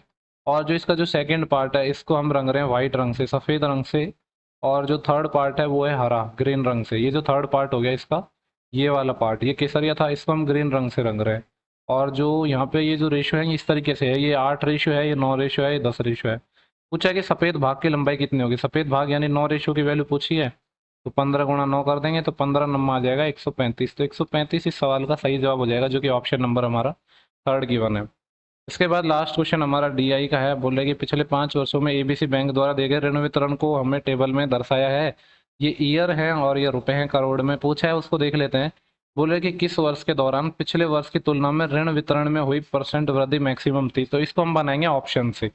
पहले हम देखेंगे, देखो 2017 में क्या पूछ रहा है, पिछले वर्ष के दौरान जो वृद्धि हुई है वो मैक्सिमम है ऋण वितरण में। तो देखो यहाँ पे पहले हम 2017 की अगर बात करें तो 17 ये है, तो इसके कंपैरिजन में कितना बढ़ा है, ये 10 बढ़ा है, 10 बटे 75 मल्टीप्लाई कर देंगे 100 से, तो 25 चौके 100, 25 तिया 75 और 40 बटे 3 आएगा। ये 40 बटा 3 कितना होता है, हाँ 3 एकम 3 और 13.33% आएगा पहले वाले से। तो बाकी को चेक करेंगे 2019 को, तो 2019 ये रहा, यानी 125 से 45 आ गया। या फिर रेशियो लो तो वो ज़्यादा चीज़ें आसान रहेंगी, जैसे मैं बताता हूँ। यहाँ पे आप पहले रेशियो ले लो, तो 5 से कट जाएगा, 5 दूनी 10 और बचे कितने, 2 पचम 25। वैसे भी देखो ये डायरेक्ट चीज़ें ना देख के समझ में आ जाना चाहिए कि सबसे ज़्यादा गैप में को यहीं पे नज़र आ रहा है, तो जो ये इसका आंसर होना चाहिए ना वो 2000, नहीं देखो चेक कर लेते हैं, ऐसे तो थोड़ा गलत भी हो सकता है। हाँ 5 दूनी 10, 4 5 45, 25 से 29 हो रहा है, 4 बटे 25, 1 बटा 25 होता है कितना, 100 से मल्टीप्लाई कर देते हैं ना। इसको जब हम 100 से मल्टीप्लाई करेंगे तो 16% आ गया, तो दूसरे केस में 16 आ रहा है, तो हमें तो मैक्सिमम निकालना था ना, तो पहला तो होगा नहीं, दूसरे में 16 आ रहा है। अभी तीसरे को चेक करेंगे 20 में, तो 20 हमारा ये रहा, एक सेकेंड, ये 20 है ना, क्या हो गया ये, एक सेकेंड रुको यार, पता नहीं पेन काम नहीं कर रहा। देखो 20 में हमारा 145 से 90 हुआ है, तो 45 बढ़ा है, कितने पे बढ़ा है, 145 पे।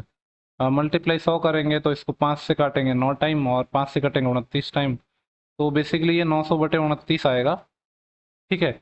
जो कि कितना आएगा, 30% से तो ज़्यादा ही आएगा। पहले लास्ट वाले को और देख लेते हैं, बाद में निकालेंगे एग्जैक्ट। 2018 की मैं अगर बात करूँ तो 18 में ये रहा, 85 से 125 हुआ है, यहीं पे सबसे ज़्यादा गैप लग रहा है। 85 से 125 हो गया, ये 85 है, ये 125 है। ठीक है, गैप से भी कर सकते थे डायरेक्ट, ये 17 टाइम कटेगा 5 से और ये 25 टाइम। तो 17 से 25 हुआ है, 8 बढ़ा है कितने पे 17 से, तो 800/17। तो देखो यहाँ पे 17 चौके 68, 40 से भी ऊपर परसेंटेज आएगा हमारा। तो जो इसमें तो कितना आ रहा था, 30 के आसपास ही आ रहा था, तो ये नहीं होगा, फोर्थ ऑप्शन हो जाएगा। ठीक है, तो ये हमारा लास्ट क्वेश्चन था शिफ्ट का। तो इस वीडियो में हमने 16 जून जो कि हुआ था हमारा लेवल 2, उसकी शिफ्ट फर्स्ट हम डिस्कस कर चुके हैं। देखो पेपर भले ही लेवल 2 का था, लेकिन काफ़ी लेंदी सा पेपर था ये। ऐसा नहीं है कि इतना, मतलब डेटा तो कैलकुलेटिव नहीं था, बट लेंदी था पेपर। तो थोड़ा टाइम लग सकता है आपको, अगर आपकी स्पीड अगर कम होगी तो आपको पक्का इसमें टाइम लगा होगा।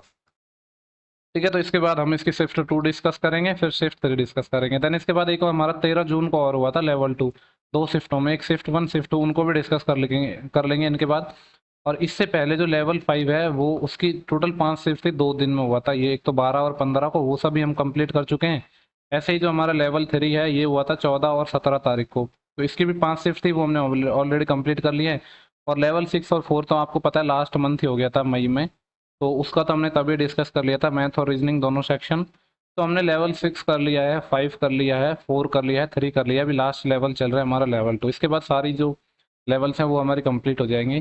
ठीक है, तो इस वीडियो में इतना ही था। आई होप कि आपको वीडियो पसंद आया हो। अगर वीडियो पसंद आया है तो सेशन को आप लाइक कर देना, और जिन लोगों ने चैनल को सब्सक्राइब नहीं किया है वो चैनल को सब्सक्राइब कर लो। और अपना सजेशन या जो भी आपको समझ आ रहा है कि नहीं आ रहा है वो आप कमेंट बॉक्स में बता सकते हैं। पीडीएफ आपको टेलीग्राम चैनल पे मिल जाएगी, वहाँ से डाउनलोड कर लेना। ठीक है, मिलते हैं नेक्स्ट वीडियो में, तब तक के लिए बाय, आप पढ़ते रहिए। Thank you for watching, have a good day.